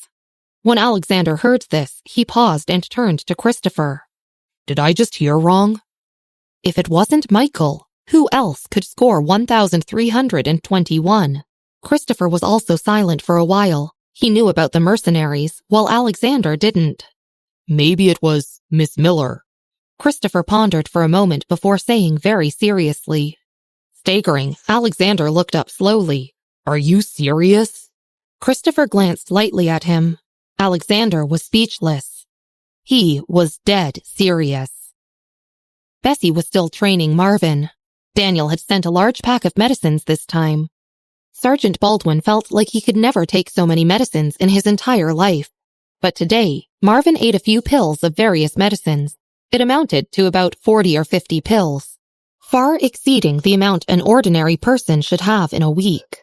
Sergeant Baldwin had seen Marvin getting up with difficulty and fighting for his breath just an hour ago. But now, he stood up again vigorously to train with Bessy. He lowered his head and recorded his current state in his notebook, his expression blank. Bessy didn't fight Marvin this time. She touched her chin and then glanced at Sergeant Baldwin. "You fight him." Sergeant Baldwin pointed to himself. "Me?" Marvin had only trained for 1 day. "Yes. Give it your best shot." Bessy folded her arms and stepped back, motioning for Sergeant Baldwin to fight Marvin. Sergeant Baldwin put down his pen and notebook. He had deliberately gone easy on Marvin previously, but since Bessy wanted him to use his full strength, he squeezed his wrists and was ready to exert all his capacity. "Marvin, be careful." He struck a punch at lightning speed. At present, Marvin had only been training for 1 day, so of course he couldn't beat Sergeant Baldwin. However, Sergeant Baldwin was deeply shocked by his progress while fighting with him. Marvin had really improved compared to last time. He was laying his life on the line. Furthermore, Marvin had eaten a bunch of the magical pills Bessy gave him. Bessy's special training had been effective. Sergeant Baldwin felt even more jealous and focused on hitting Marvin's face. Alexander took Jeffrey back to the intelligence division. He began to connect Jeffrey's intelligence to the computer terminal.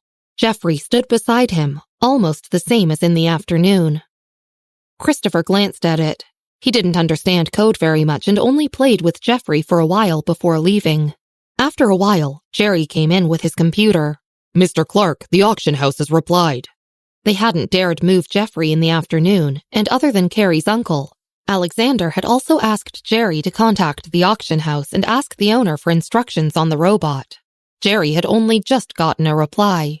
Alexander typed in a string of codes and studied the robot carefully. He was immersed in the codes and only looked up when he heard Jerry's voice. "What did they say?" He reached out and massaged his temples, instructing Jerry to place the computer on the table. The reply from the auction house flashed on the computer screen. Because Michael had been the one to buy it, the auction house knew of the seriousness of the matter and had specially asked the auctioneer about it. They had taken a screenshot of the seller's reply. "My apologies, but we don't know how to use it. This artificial intelligence robot is probably a guise put up by the World Poker Tour.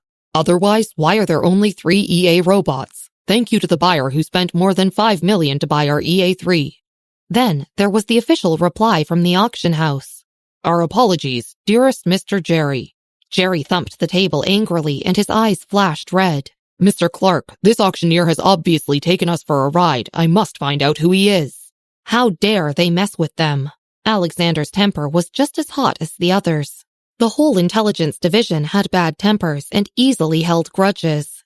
Jerry originally thought Alexander would also be furious, but unexpectedly, he just leaned back in his chair and laughed. "Mr. Clark?" Jerry asked softly, wondering if he had been shocked stupid. Without saying a word, Alexander took out his phone and turned on his camera to record a video. "Jeffrey, pour 2 glasses of water." The little black eyes that had been motionless lit up slightly. "Okay, Mr. Clark." Its prototype was designed according to real people, so it didn't feel as robotic as the ordinary robots on the market. It quickly poured 2 glasses of water. Alexander took 1 glass and motioned for Jerry to take the other. Jerry was very stiff. "Jeffrey, what is the correct population of Austria?"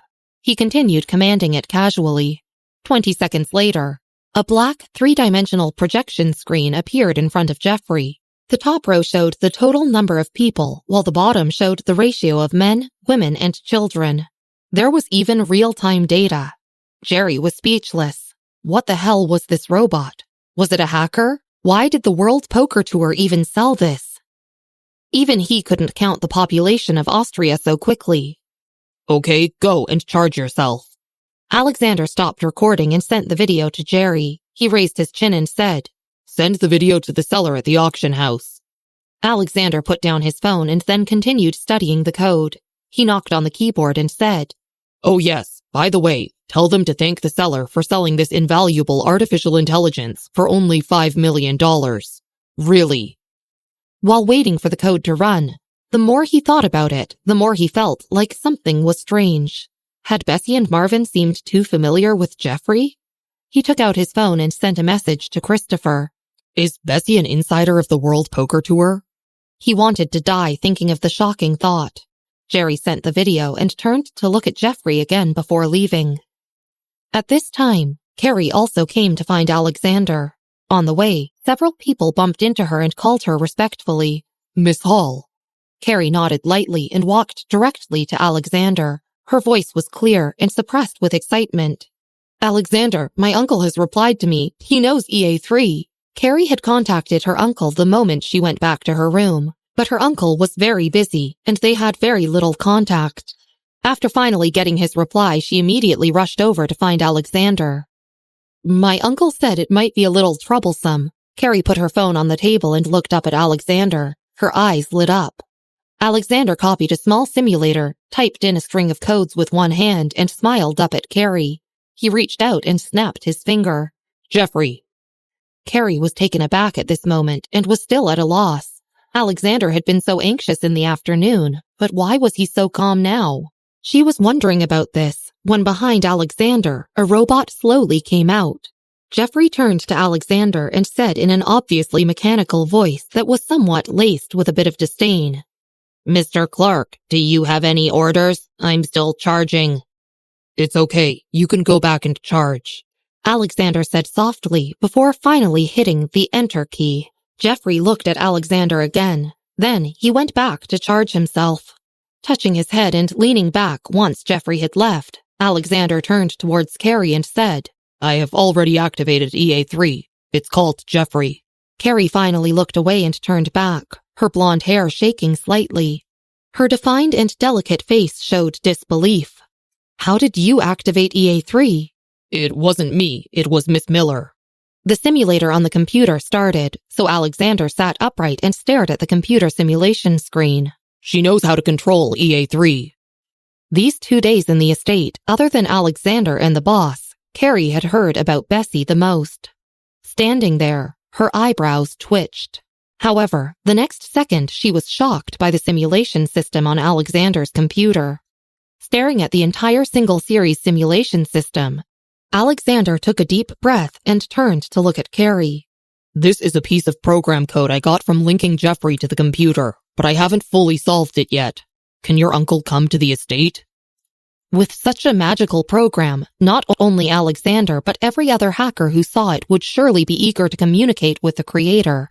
"I don't know. I'll ask him again at night," said Carrie as she calmed down.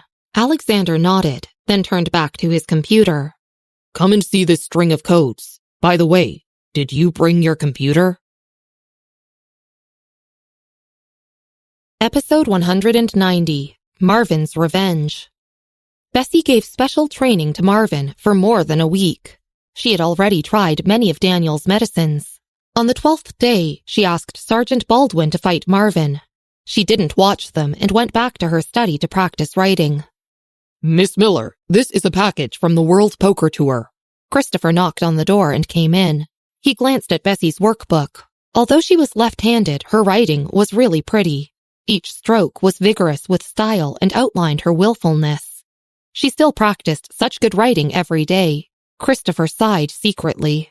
Of course, if Marvin was here, he would tell him that a few months ago, Bessy's writing hadn't looked like this. Christopher directly handed the package to her. A life and death match was held every day or every few days. Marvin had several life or death matches in a day and so consumed a great amount of medicine. Half of it had already been used up. Bessy put down her pen and set aside her workbook. Beside her, Michael poured a cup of tea for himself and her. Now that Marvin wasn't here, such trivial things were generally handled by him. On the way, he also handed her a pair of scissors. Bessy took them naturally and opened the package. Christopher looked on from the side, his heart a roaring seed despite his calm expression. It was another pack of medicines. Bessy took out a few bottles and pointed one bottle to Michael. "This bottle. Didn't Daniel say he already snatched all of your teachers last time? There was another batch? Michael scanned the code on the bottle cap to find out where the medicine came from. It's from another doctor, he said. He raised an eyebrow and continued. He probably swept through the entire organization. Bessy nodded. This sounded reasonable. Glancing at her and then leaning slightly against the table, Michael looked down and took out his phone. He clicked on Daniel's profile and squinted. He slowly sent a message. You went all out. Daniel, on the other side, was smacking Robert's hand and preventing him from messing around with his stuff. His cell phone lit up, displaying Michael's name on it. Shocked, Daniel picked it up and the phone unlocked automatically to show Michael's message. Inexplicably, he felt a chill on his back. He pressed on his phone and sent a reply. I learned it all from you. I can't fall short of that example. This was indeed true. Back then, Michael had taken the medical manual away to block the whole organization. So not only the young students, but even the doctors and teachers had to throw in the towel. He was a personal machine. Rather than following in his footsteps, Daniel felt like he had only learned about 2% of his essence. After all, he had mainly obtained the medicine by half threatening and half robbing while depending on the diamond dealer's face. The doctors of the World Health Organization all knew that the diamond dealer had funded most of their research in recent years. Hence, they only scolded him on the surface, but in reality, they didn't make any substantial obstructive movements. After all, Daniel had left them a sample for each medicine. In the afternoon, Bessy changed her clothes and walked slowly towards the gym on the first floor. When she arrived there, Marvin was hitting the boxing machine. Meanwhile, Sergeant Baldwin was lying on the ground on one side. His body drained of color and his face an even more tragic sight. Every dog had his day. There would be a time he would be beaten down by Marvin. It had taken about half a month. If Sergeant Baldwin hadn't personally witnessed Marvin receiving special training from Bessy and practicing with blood, sweat, and tears, he really would have doubted if Marvin was the same person. Bessy reached out and took a bottle of the medicine out of the package. She gave one bottle to Sergeant Baldwin, throwing it accurately into his hand. 3 pills. Sergeant Baldwin scrambled up and held the medicine bottle in his hands, his eyes teary. Such a day had come. Bessy. Marvin finished punching and turned to show Bessy his scores. The 3 scores from the punches he had just recorded lit up. 845, 859, and 857. From a score of around 600 to more than 800. He had improved by more than 1 grade. This wasn't just a result of his daily hellish training, but also due to Daniel's bone-strengthening medicine. Besides the boxing machine, Sergeant Baldwin had also personally experienced Marvin's combat skills. His combat was now like that of Bessy's, ruthless and accurate as if he was throwing his life on the line. After taking the medicine, Sergeant Baldwin felt its effect almost immediately. His face didn't hurt as much, but he still couldn't help grimacing. He was impressed by Marvin, who went through this 7 or 8 times a day. He was good at enduring pain. Bessy stared at the boxing machine's scores in dissatisfaction, but still nodded. Follow me downstairs. Marvin thought Bessy had come to fight him. He froze for a moment after hearing this. We're not having special training today? Yeah, we'll go to the training ground downstairs to do that. Bessy narrowed her eyes and she glanced at Sergeant Baldwin. Bring Jerry? Sergeant Baldwin replied, Yes. Feeling less pain in his body, he silently put on a mask and went downstairs with Bessy. He would only feel reconciled after seeing Jerry beaten to a miserable pulp. There was no strong wind outside today, and even with the sunshine above, the weather was still inexplicably cold at the training ground. Jerry seldom came to the training ground these days, and he was too busy with Jeffrey's code. Alexander lived in the intelligence division now. However, they had fallen into a bottleneck period these past 2 days, so Jerry, Carrie, and the others had all come to the training ground. Someone greeted Carrie and then said in amusement, Jerry, that Marvin hasn't been coming for almost half a month. I guess he's afraid of you. Jerry squinted disdainfully and said directly, Half a month? Sergeant Baldwin didn't come either. That coward Marvin buzzes around that woman all day long. He'll be eliminated by Mr. Clark sooner or later. Then he turned around to Carrie and immediately spoke in a more respectful tone. Miss Hall, my apologies. I wasn't talking about you. You're naturally different from other women. Over the past 10 days, Carrie's ability had spoken for itself in the investigation division. In terms of capability, she was only under Alexander, and she even had a supposedly powerful uncle. Carrie's brows relaxed. She didn't say anything. Not far away, Marvin and the others were walking over slowly. Everyone on the training ground recognized Bessy, who slowly followed Marvin. They immediately made way for her and greeted her respectfully. Miss Miller. Jerry was stunned. Then he took a step back. He was good at cursing out others, but he was also good at being respectful. Miss Miller. Other than Michael's obvious favor, Bessy's prestige had been established amongst these people just based on the attitudes of the leaders and the terrifying Christopher and Alexander. Carrie turned and stared at Bessy. Bessy pulled on her hood and exquisitely raised her eyebrows. There's no need to be so polite. I'm not the good guy today. Behind her, Sergeant Baldwin wore a hat and a mask, and only a few people could forcibly recognize him, just from his figure alone. Bessy and the others had come for them, so Jerry pursed his lips and asked, Miss Miller, is there a problem? Everyone on the estate knew that Bessy liked to play. Was she here to look around the training ground? Sergeant Baldwin took a step forward, but didn't answer.